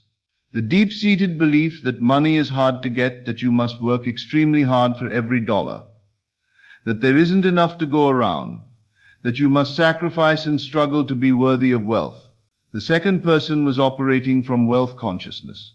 The absolute knowing that money flows easily and naturally to those who are aligned with it, that opportunities are everywhere waiting to be recognized, that abundance is their natural birthright, that wealth is simply a reflection of their inner state of being, and that difference in consciousness created completely different financial realities. This is what I call the great deception about money. And once you see it, you can never unsee it. Your entire relationship with money will transform forever. You see, most of you have been programmed since childhood with a fundamental lie. This lie has been reinforced by your parents who learned it from their parents, taught in schools, promoted by society, and especially perpetuated by the financial industry itself, because it keeps them in business. You've been told that money comes from external effort alone. Work harder, get more money. Work smarter, get more money. Get more education, more skills, more connections, more experience, save more, invest more, budget more, sacrifice more, hustle more. The entire financial world operates on this fundamental assumption that money is created through external action and external action alone. I'm not saying those things don't matter. External action is important. But here's what nobody tells you. Here's the secret the financial industry doesn't want you to know because it would put them out of business. All of that external action is completely powerless without the right consciousness behind it. You can have the best financial strategy in the world, but if your consciousness is tuned to scarcity, that strategy will fail. You can work 80 hours a week, but if your inner state is one of lack and limitation, you'll stay broke no matter how hard you work. Think about it this way. And this analogy will change how you see everything. You have two people planting identical seeds. Same seeds, same size, same genetic potential for growth. One person plants their seeds in rich, fertile soil that's been prepared with organic nutrients, perfect drainage, optimal conditions for growth. They've created an environment where those seeds cannot help but flourish. The other person takes the exact same seeds and plants them in concrete, hard, impenetrable concrete that won't allow any growth whatsoever. They water them with the same care, give them the same sunlight, tend to them with the same attention and dedication. Which seeds grow? Obviously the ones in fertile soil. The external action, planting the seed, watering it, giving it sunlight, caring for it, was identical. But the environment, the foundation, the soil itself, determined whether those seeds would flourish or die before they even had a chance to sprout. Your consciousness is that soil. Your beliefs about money, your assumptions about wealth, your inner state around finances, your subconscious programming about what you deserve, your inherited beliefs from your family, your cultural conditioning about wealthy people. That's the environment where all your financial efforts either flourish or die. Most people have been trying to grow money in concrete their entire lives, wondering why nothing works, wondering why they can't get ahead no matter how hard they try, wondering why other people seem to have it so easy while they struggle for every dollar. They're focused entirely on the external actions, the seeds they're planting, the watering, the care, while completely ignoring the soil of their consciousness. But consciousness, that invisible inner environment, that's the true source of all wealth. So let me ask you something. Where does money actually come from? Most would immediately say work or business or investments or the stock market or real estate. But think deeper than that. Think about the fundamental source. Where do business ideas come from? Where do investment opportunities come from? Where do the insights that lead to financial breakthroughs come from? Where do the innovations that create billion-dollar companies come from? They come from consciousness, from awareness, from your ability to recognize patterns that others miss, to see possibilities that others overlook, to attract what already exists in the infinite field of potential. Every single dollar that has ever entered your life came to you through your consciousness first. You became aware of an opportunity others didn't see. You recognized a possibility others missed. You had an idea others didn't have. You met the right person at the right time. You were in the right place when the opportunity presented itself. And here's the key that changes everything. The money was always there, existing in the quantum field of infinite possibilities, waiting for someone with the right consciousness to recognize it and claim it. Every business that exists today, every fortune that's been made, every financial opportunity that's ever manifested, all of these existed as possibilities long before someone made them real. The television and radio existed as a possibility long before they were invented. Your next financial breakthrough exists as a possibility right now, waiting for your consciousness to tune into it. Your consciousness is like a radio that can tune into different frequencies of possibility. When your consciousness is tuned to scarcity, you literally cannot see the opportunities that are right in front of you. Your mind filters them out because they don't match your predominant frequency. When your consciousness is tuned to wealth, you become magnetic to financial opportunities. You start noticing things you never noticed before. You start attracting people and circumstances that create abundance. Let me share another story that makes this crystal clear. I knew a woman named Sarah who struggled financially for 7 years straight. She worked 2 jobs, one as a waitress and one cleaning offices at night, barely making ends meet, constantly living paycheck to paycheck with no savings. She tried everything the financial experts recommend.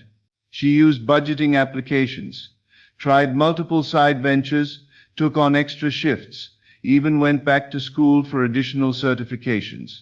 She read every money book she could find, attended every free wealth seminar, followed every piece of conventional financial advice. Nothing worked. In fact, things seemed to get worse the harder she tried.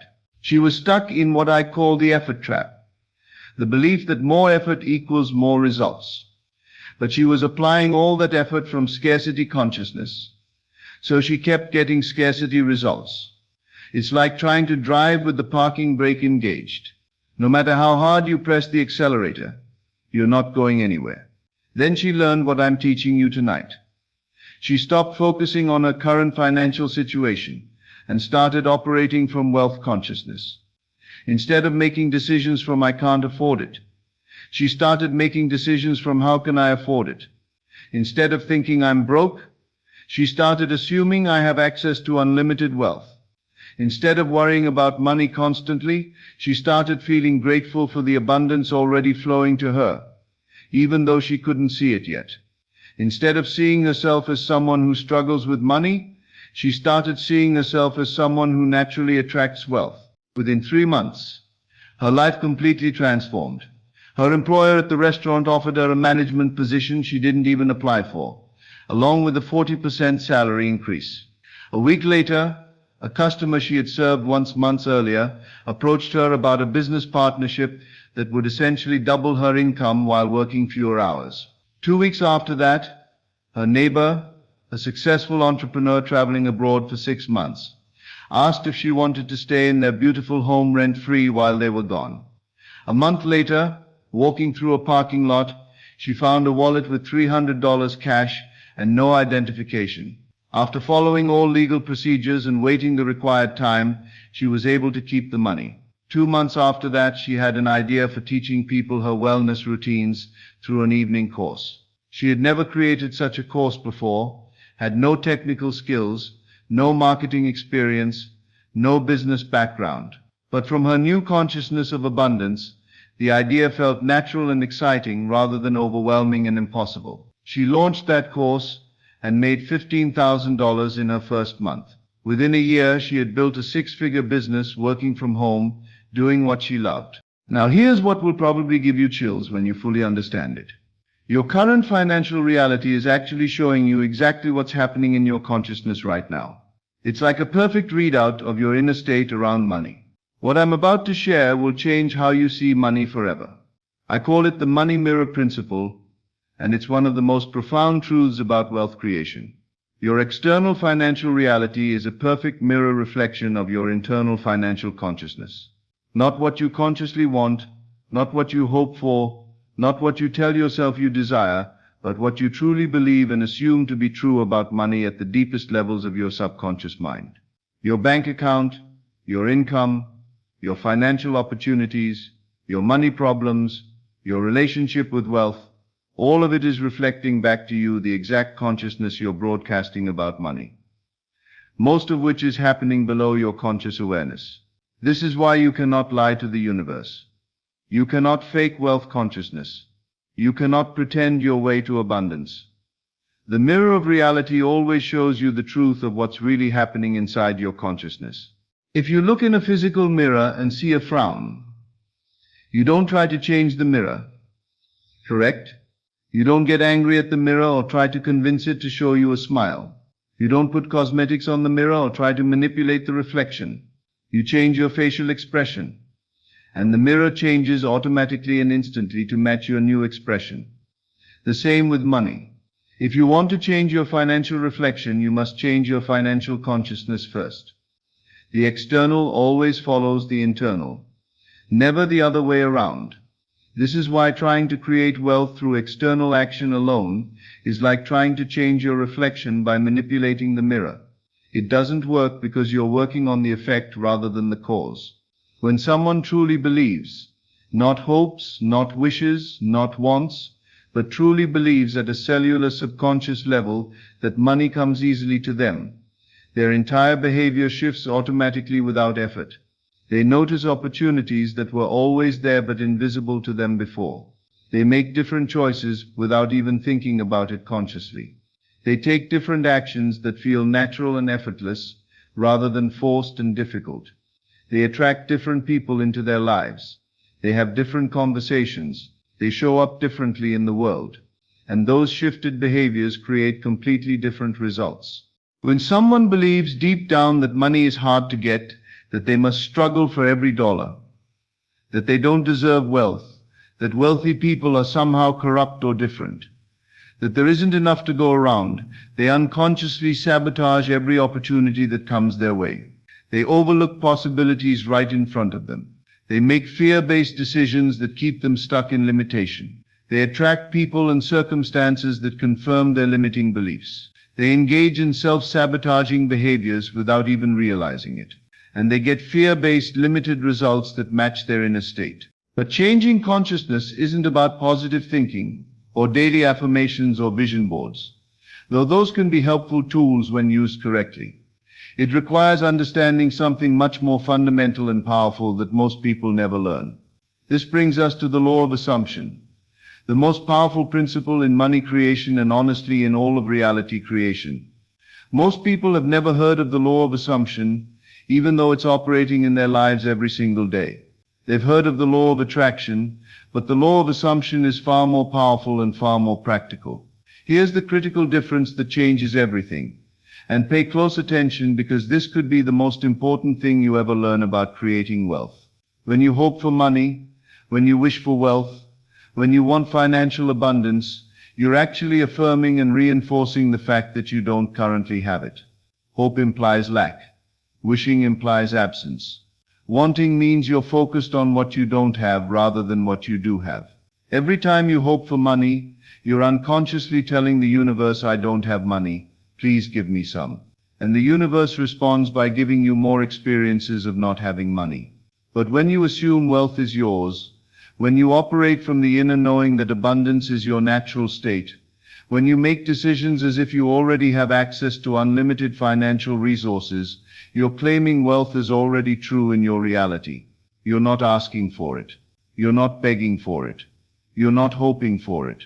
You're assuming it. You're embodying it. You're living from it. Let me give you a simple example that will make this crystal clear and show you how assumption works in everyday life. If I told you right now to hope that you're wearing clothes, that would be strange, wouldn't it? You don't hope you're wearing clothes. You assume it. You know it. It's not even a question. You don't have to check. You don't have to wonder. You don't have to convince yourself or use affirmations to believe it. You simply assume that you're clothed and you operate from that assumption automatically and unconsciously. That assumption affects everything about how you show up in the world. You don't worry about being naked. You don't feel self-conscious about your nudity. You don't hope that people won't notice you're not wearing clothes. You simply operate from the assumption that you're appropriately dressed, and that assumption creates your entire experience of reality in that moment. That's exactly how you need to relate to money and wealth. Not as something you're desperately trying to get. Not as something outside of you that you need to chase or struggle for. Not as something you have to convince the universe to give you, but as something you already have natural unlimited access to. It's a shift from I want money to I am wealthy. From I hope I can afford it to I can afford anything I truly desire. From money is hard to get to money flows to me easily and constantly. In the quantum field of infinite possibilities. And quantum physics has proven this scientifically through experiments like the double-slit experiment. There exists every possible version of reality simultaneously. There's a version where you're struggling financially, and there's also a version where you're incredibly wealthy. There's a timeline where you're worried about money, and there's a timeline where money is never a concern for you. There's a reality where you work hard for every dollar, and there's a reality where money comes to you effortlessly. All of these realities exist simultaneously in what physicists call the quantum field.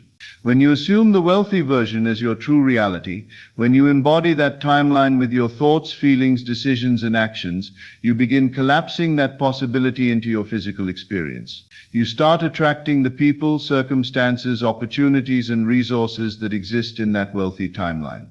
The difference between wanting money and being wealthy is the difference between lack consciousness and abundance consciousness. Wanting keeps you perpetually in a state of not having. Being puts you in a state of already having. And the universe always gives you more of whatever state you're predominantly in. Think about it this way. If you want ice cream, that means you don't have ice cream. The wanting itself is an affirmation of lack.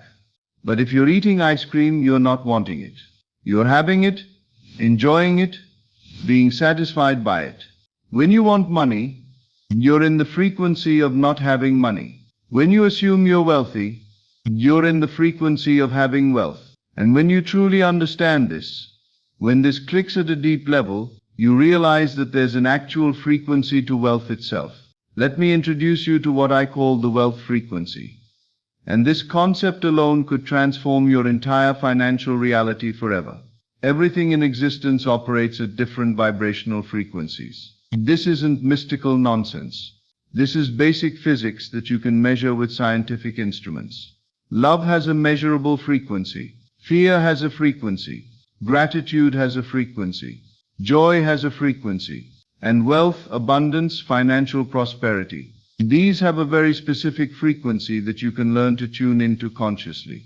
Scientists have actually measured the frequency of different emotions using specialized technology. They found that emotions like gratitude, love, and appreciation create coherent, harmonious frequency patterns, while emotions like fear, anger, and worry create chaotic, incoherent patterns. When you're in coherent frequency states, you literally become more magnetic to positive outcomes and opportunities. When you align your consciousness with the wealth frequency, when you match your inner vibration to the vibration of abundance, you become magnetic to money. You start attracting opportunities, ideas, people, insights, and circumstances that create financial abundance. It's not magic or wishful thinking. It's physics. Think of it like tuning a radio. And this analogy will change how you think about consciousness forever. When you tune to 101.5 FM, you receive that station's signal clearly.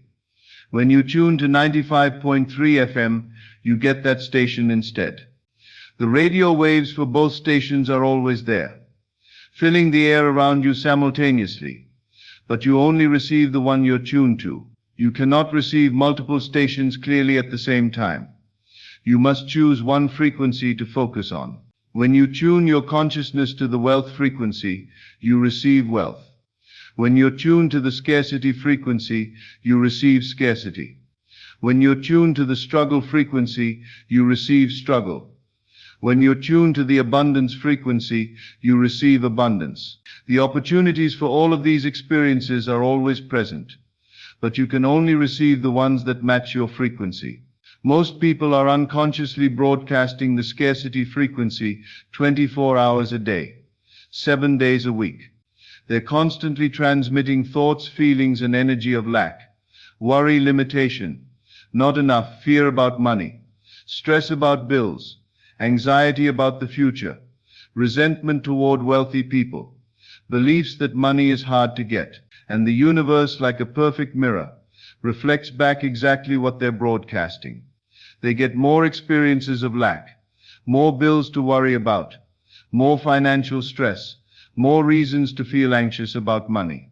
But once you learn how to consciously tune to the wealth frequency, your entire financial reality transforms. You start operating from assumption rather than hope, from abundance rather than lack, from gratitude rather than worry, from excitement rather than fear.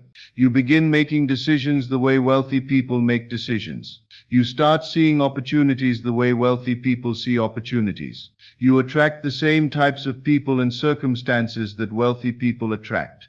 But here's the most important part. And this is where most people get confused or think this is about denial or delusion. None of this requires you to deny your current financial situation or pretend that your bank account has more money than it actually has. You're not lying to yourself or living in fantasy or ignoring reality. You're simply operating from a different level of consciousness, a different assumption about what's possible for you. You can acknowledge your current situation while simultaneously operating from wealth consciousness. You can say, I currently have $500 in my bank account and I have access to unlimited wealth.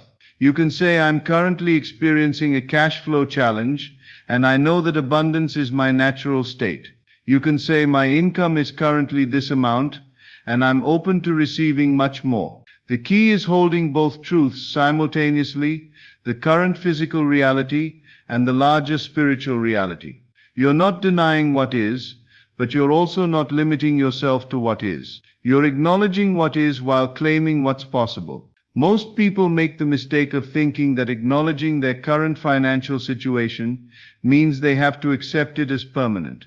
But that's not true. You can acknowledge where you are while simultaneously moving toward where you want to be. In fact, you must acknowledge where you are in order to move beyond it, because you cannot change what you won't acknowledge. The moment you truly grasp that, consciousness creates your financial reality, not the other way around. Everything shifts in the most profound way. You realize you've been trying to solve an inner problem with outer solutions.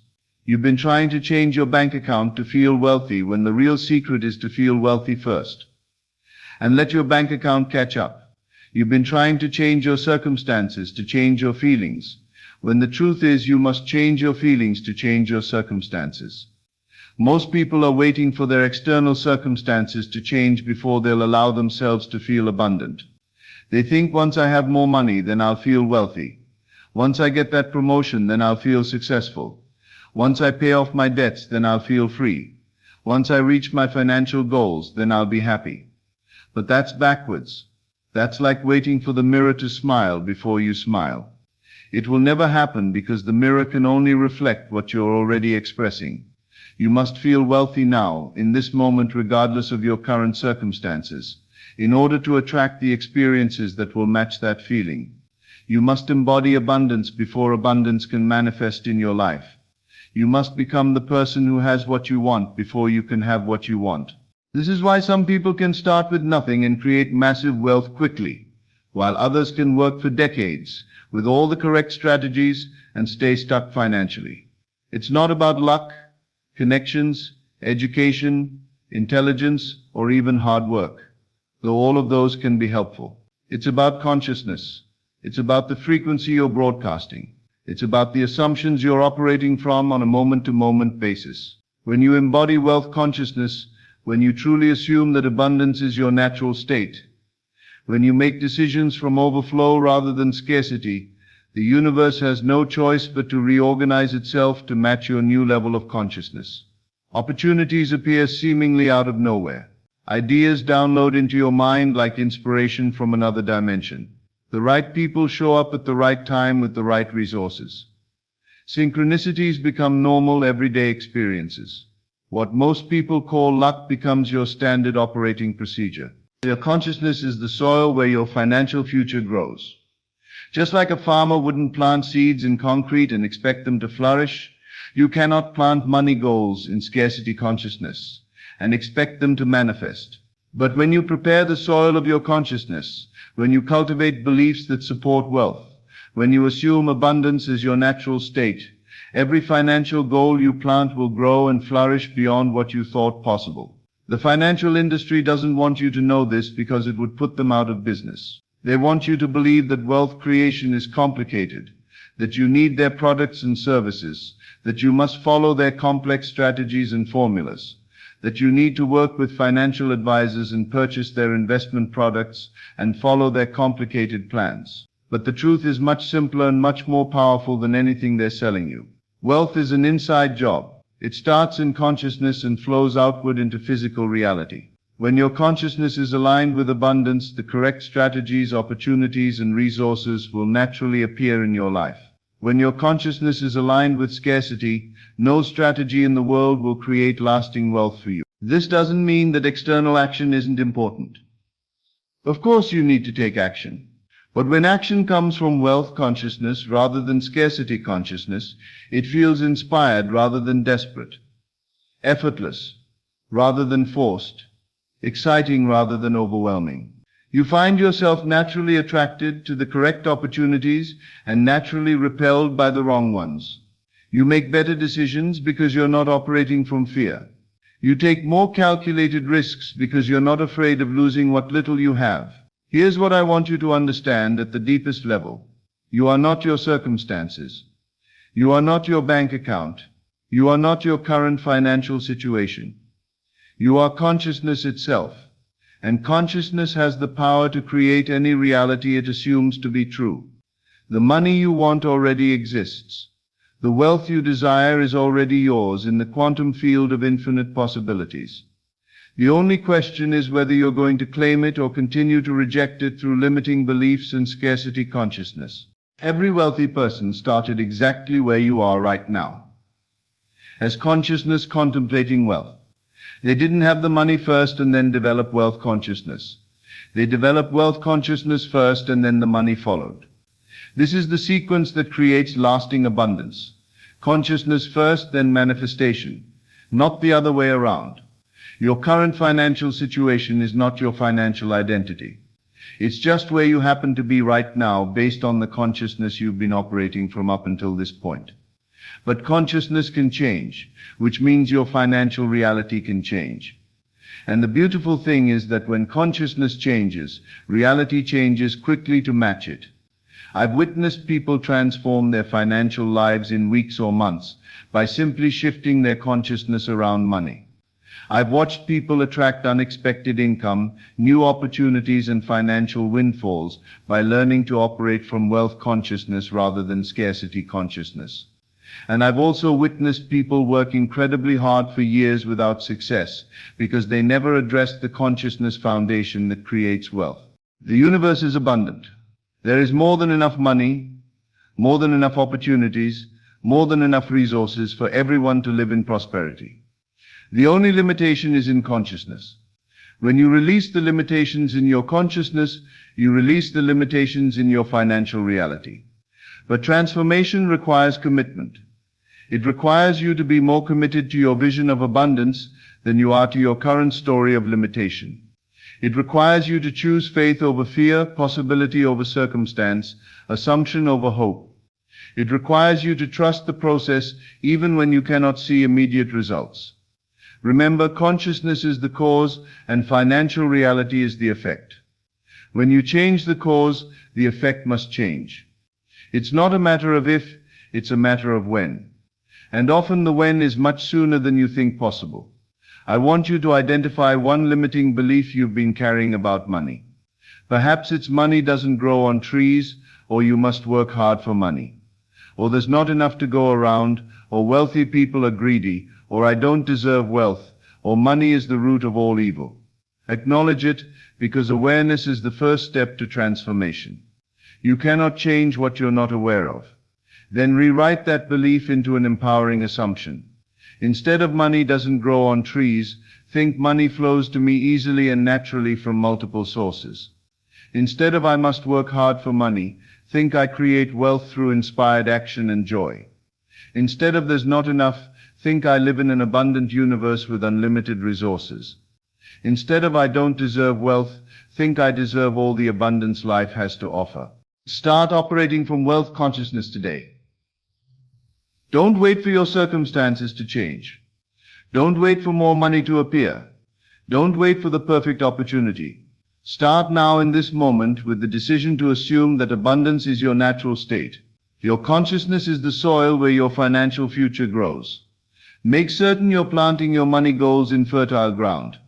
Your wealth transformation doesn't start when your bank account changes.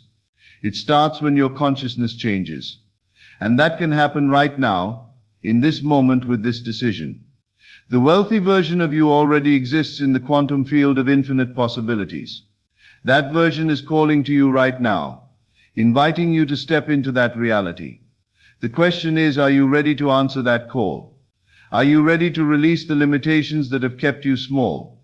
Are you ready to claim the abundance that is your birthright? Your new financial reality is waiting for you to claim it. The universe is ready to support your transformation. Wealth consciousness is ready to be activated in your life. The only question is, are you ready to step into wealth consciousness and become the abundant person you were always meant to be? This is your moment of choice. This is your invitation to transformation. This is your opportunity to step out of limitation and into limitless possibility. The choice is yours, and it starts with consciousness. Choose wealth, choose abundance, choose the unlimited financial potential that exists within you right now. Your journey to financial freedom begins here. Your transformation to wealth consciousness starts now. Thank you. As always, thank you for joining me on this journey into the depths of consciousness. Remember, you are not here by accident. You are here because your soul is ready for this truth. Take these teachings and let them transform not just your mind, but your entire reality. Until we meet again in consciousness, keep assuming your greatness and living from the end of your desires. This is Best of Lectures, and I'll see you in the next video. There comes a sacred moment in every life when heaven whispers, "It is done." You may not have seen the sign yet, but something has already shifted in your favor. The movement began in the unseen, in consciousness, and now the visible world must obey. Your life is not governed by chance, but by divine design. Every delay, every detour, every disappointment was never meant to destroy you. It was calibrating you. You were being refined for this moment, where everything that once seemed against you now bends toward your good. The shift didn't begin when circumstances changed. It began when you changed within. When you stopped praying for proof and began resting in faith. When you stopped rehearsing lack and started embodying abundance. That's when heaven moved. That's when the script of your reality began to rewrite itself. Right now, even as you listen, the universe is rearranging the stage of your life. Conversations are being divinely orchestrated. People you haven't met yet are being positioned. Opportunities that once seemed out of reach are being magnetized to your name. You are no longer striving for manifestation. You are resting in fulfillment. The miracle isn't coming someday. It's already on the way, vibrating toward you. Feel it. Believe it. Rest in the knowing that what's yours cannot be lost. What you have imagined in faith must become flesh. What you have felt as true must reveal itself in your world. Stop looking for signs and start living as if it's already done. The outer world is only a mirror reflecting your inner assumption. So when you walk in certainty, the world must yield. The moment you declare, it's already mine, the universe bows to that decree. The favor of God has shifted your direction. The tide has turned in your name. Every closed door was simply divine redirection. Every ending a setup for your next elevation. So stand still and know you are already in the flow of answered prayer. What once felt like resistance is now releasing into grace. The season has changed. The atmosphere has shifted. And the evidence will soon surround you. Your only task now is to remain in the state of fulfillment, to dwell in the feeling of the wish fulfilled, to act, speak, and breathe as if the miracle has already landed, because in truth, it has. What's unfolding for you is not random, it's revelation. Heaven has already whispered yes, and the echo of that yes is about to thunder through your reality. The shift is done, the miracle is moving, and everything is now working in your favor. The invisible shift has already happened. Long before your senses could recognize any evidence, a divine rearrangement took place in the unseen. What you are witnessing in your outer world is merely the echo of what has already been established within. Every transformation, every blessing, every breakthrough begins not with what you can touch or see, but with what you have chosen to believe and feel as true. The outer world is a mirror. It reflects. It doesn't create. The cause of all visible change lies in the invisible realm of consciousness. The moment you changed your inner conversation, the moment you dared to see yourself as favored, healed, chosen, and abundant, the shift began. Reality started bending itself around your new assumption.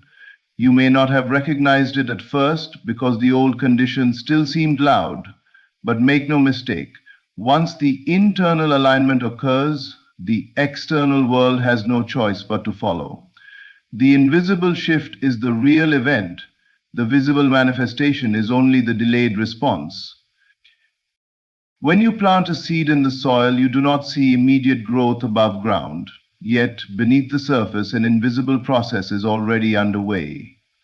Roots are spreading, structure is forming, and life is preparing to emerge. The same is true for your desires. The unseen realm of imagination and faith is the fertile ground where your new reality is germinating.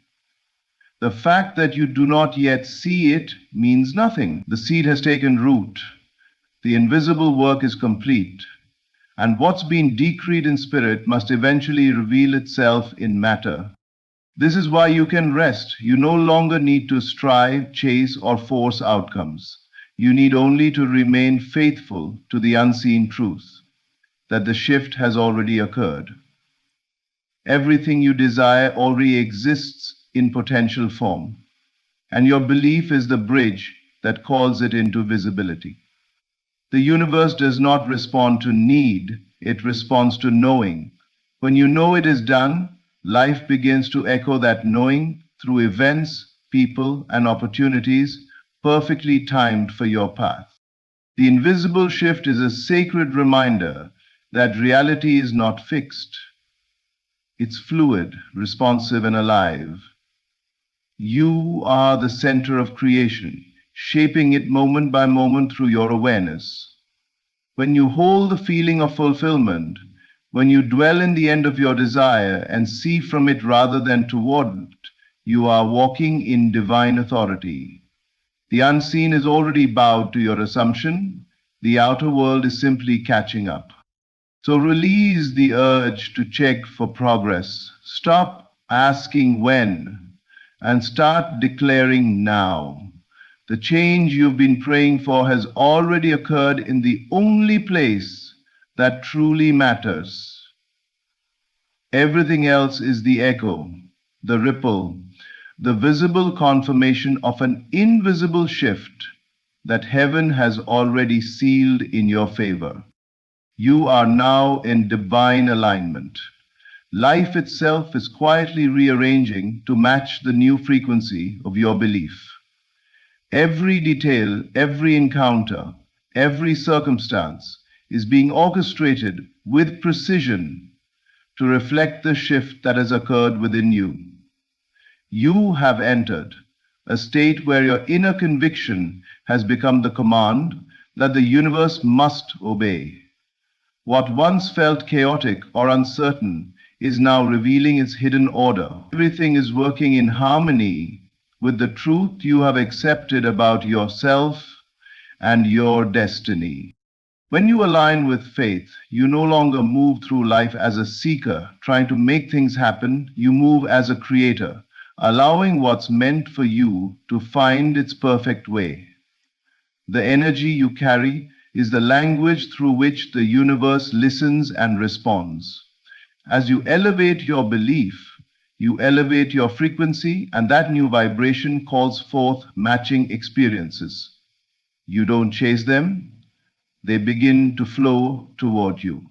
People appear, doors open, and timing becomes effortless because the outer world must organize itself according to the inner command of your belief. Divine alignment does not mean everything looks perfect immediately. It means that everything, even what seems uncomfortable, is now serving your higher good. What was once resistance is now redirection. What seemed delayed is now being perfectly timed. The very situations that once frustrated you are being rewritten to favor your growth and manifestation. This is the sacred dance of alignment, not control, but cooperation with divine order. You may not see the full picture yet, but the pattern is forming beautifully beneath the surface. The unseen realm has already responded to your new state of consciousness. Your prayers, your affirmations, your inner knowing have sent a signal that heaven could not ignore. Life is not against you. It is adjusting itself to reflect the truth that you have dared to believe. You are no longer aligned with fear or lack. You are aligned with abundance, peace, and purpose. Every divine alignment begins with an inner shift, a quiet yes to faith. That yes is powerful enough to move worlds. It is the moment when you stop doubting and start trusting that what is unfolding is not random but intentional. When you hold the feeling of completion, life must respond with completion. When you live as though it's already done, every path, person, and possibility begins to move in agreement with your assumption. You are now walking in rhythm with divine timing. There is no more struggle, no more striving, only alignment. The universe is fluent in the language of your belief, and your new vibration has already called forth experiences of favor, peace, and fulfillment. Everything you need is on its way, drawn magnetically by the frequency of your faith. Rest in this truth. Life is not falling apart, it's falling into place. You are now in divine alignment, and everything is moving beautifully in your favor. Miracles are not accidents or rare interventions reserved for a chosen few. They are the natural consequence of unwavering faith. The moment you begin to dwell in the feeling of already having what you desire, you set into motion an unseen power that cannot fail. Faith is not wishful thinking. It is the quiet certainty that what you have imagined is already yours. It is the inner rest that knows the outcome is settled, even when the evidence has not yet appeared. When that level of faith takes root, life must conform. The outer world is compelled to rearrange itself in obedience to the inner conviction. True faith does not beg or plead. It assumes and rests. It is the sacred posture of the soul that declares it is done and lives from that reality. When you live in the end, when you emotionally and mentally occupy the state of the wish fulfilled, you become the embodiment of your answered prayer. Life, being a mirror of your inner state, reflects it back through opportunities, synchronicities, and outcomes that align perfectly with your belief. Miracles are not violations of natural law. They are the higher law of faith manifesting through you. The world calls it impossible because it cannot see the unseen cause. But faith operates from another dimension. It speaks to the unseen as though it were visible, and by doing so it compels the unseen to become seen. What you believe and feel as real and your imagination must one day stand before you in the physical. Every miracle begins with an assumption, an inner acceptance that the desire is already fulfilled. When you hold that feeling with consistency, when you refuse to be swayed by appearances, you become a vessel for divine power to flow through. You no longer wait for proof to believe. You believe and therefore create proof. The unseen responds instantly, though the outer world reveals it gradually. Yet the timing never matters. When you live from the end, because your heart already knows it's complete. Faith is not about effort. It's about awareness. It's about remaining conscious of the truth that the miracle is already yours. Even when circumstances appear unchanged, faith whispers, I know what I have seen within. And that inner seeing is more real than any physical evidence. The world you see is the echo of past belief. The world you are feeling now is the prophecy of what is to come. So dwell in the feeling of already having. See yourself as already healed, already provided for, already restored. Feel the relief, the joy, the gratitude of completion. Let that energy radiate through your being until it becomes your natural state. In that moment, you are in perfect harmony with divine law. And miracles will not only happen to you, they will happen through you. For faith is creation, and to live in faith is to live in the miraculous. The doors that closed were never rejections, they were redirections. Every ending you faced was not the collapse of your destiny, but the careful editing of it. Life, in its divine intelligence, knew that certain paths could not carry the magnitude of the blessing designed for you. What you thought was loss was actually liberation. The door that shut did not block your future, it protected it. You were being guided, refined, and positioned for greater alignment with the favor that now seeks expression in your life. When a season ends, the human tendency is to mourn what's gone, to question why things had to fall apart. But what if nothing fell apart? What if everything fell into divine order? Sometimes heaven must close what you were willing to settle for to make room for what you were truly created for. Those doors that seemed so promising but suddenly shut were never punishment, they were preservation. The universe knew what you couldn't yet see, that your expansion required release. Every divine edit, though painful, was purposeful. You were being rewritten for elevation. The story that once defined you could no longer hold the depth of who you are becoming. Endings have a way of feeling final, but in truth, they are thresholds, the quiet preparation for resurrection. When something leaves your life, it creates the sacred space needed for something greater to arrive. The moment you stop fighting the closure, you begin to see the wisdom within it. The relationship that ended, the job that dissolved, the opportunity that slipped away, each was a divine punctuation mark. Not the end of your story, but a pause before the next chapter. Those moments of confusion were really moments of construction. While you were questioning what went wrong, life was rearranging what could finally go right. You were being aligned with higher purpose, greater fulfillment, and deeper peace. Understand this. Divine favor often hides behind disruption. What you call endings, heaven calls openings.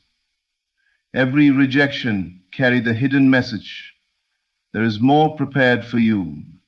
The universe doesn't take from you to punish. It removes to multiply. Sometimes the weight of the old must be lifted, so your hands are free to receive the new. You are not who you were when those doors closed. You have evolved, expanded, and awakened. You now stand at the threshold of greater opportunity because the old chapters made you ready. What left your life created the exact vacancy that favor needed to fill. So bless the doors that closed, for they were acts of divine mercy. Bless the endings, for they made space for new beginnings. Nothing was lost, only exchanged for something higher. The story of your life is being rewritten with grace, and every so-called ending was a divine edit, preparing you for the beautiful chapter of favor that is now unfolding before you. In this, you don't chase what is already yours.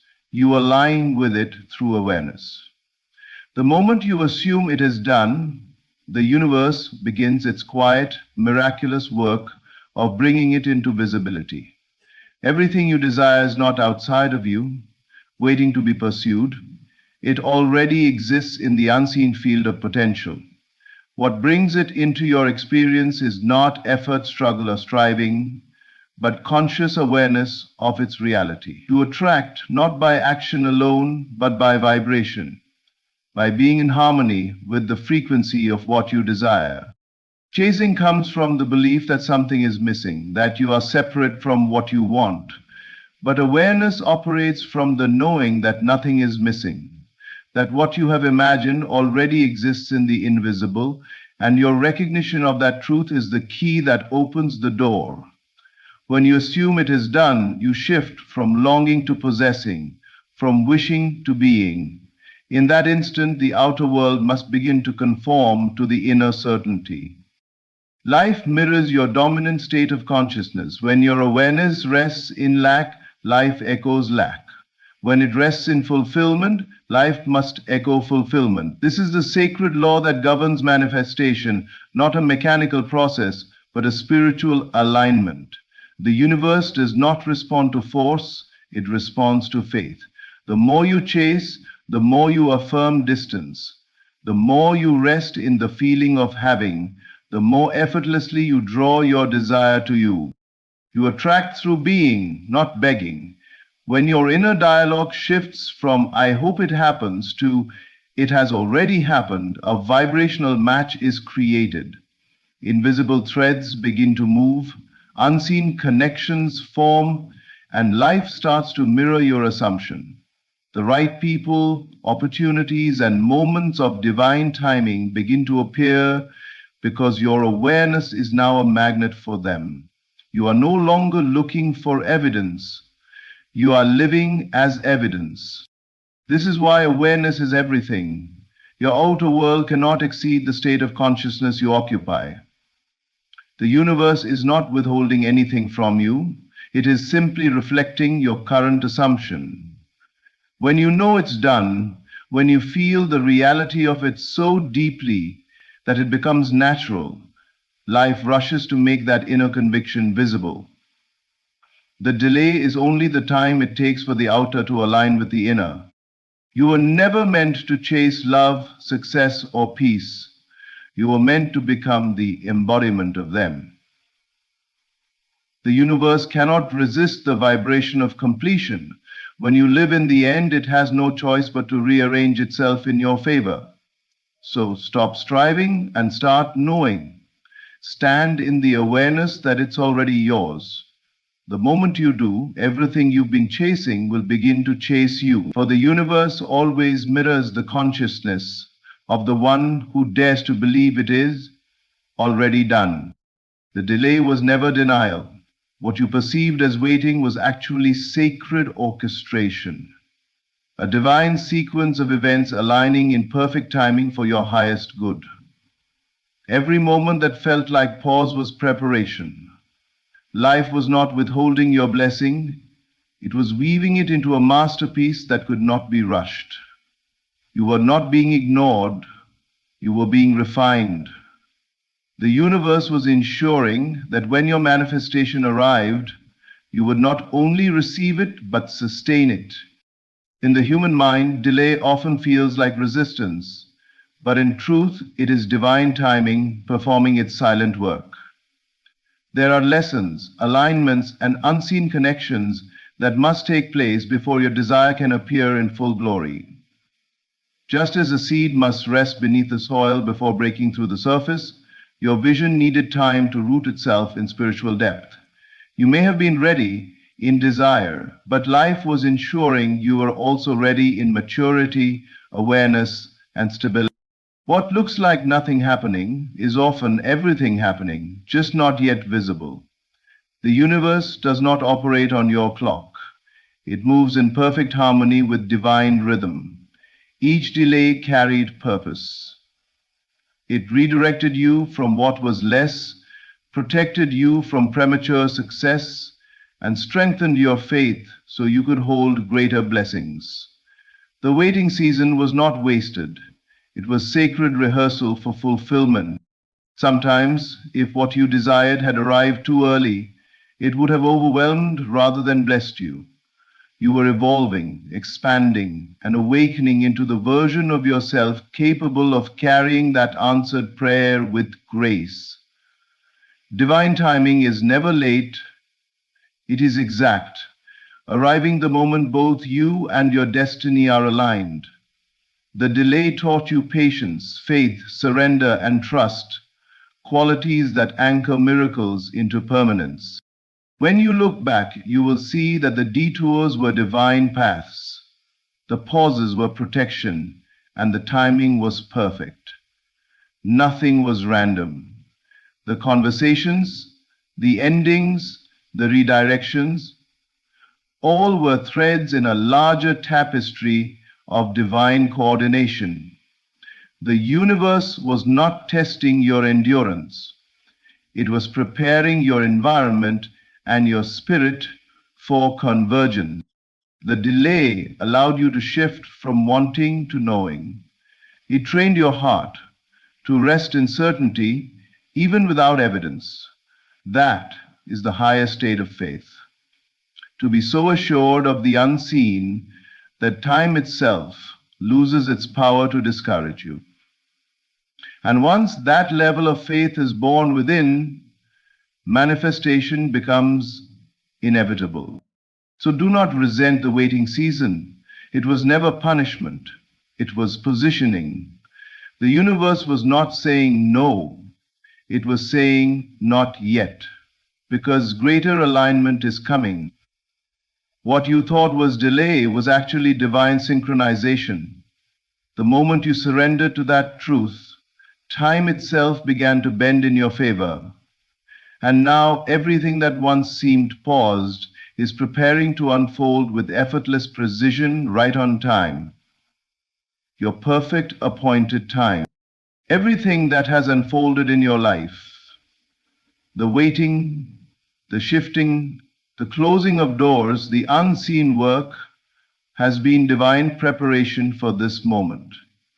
You are now standing in the vibration of fulfillment. The invisible shift has already occurred, and life is aligning itself with the new frequency of your belief. The delays were not denials. They were the universe arranging every detail in perfect order. The challenges refined you. The endings freed you. And your faith has now magnetized the miraculous. You no longer chase what is yours. You attract through awareness. Every time you rest in the knowing that it is already done, creation moves in your favor. You have entered the flow of divine alignment, where everything is working for your highest good, effortlessly, beautifully, and right on time. So stand firm in faith. Expect favor. Speak as though it's complete, because it is. The universe has heard you, and the evidence is already on its way. What was once unseen is about to become undeniable. You are living in answered prayer, and your life will now reflect the glory of that realization. Thank you for listening, and remember, your faith has already shifted everything. The miracle is not coming someday. It's unfolding now.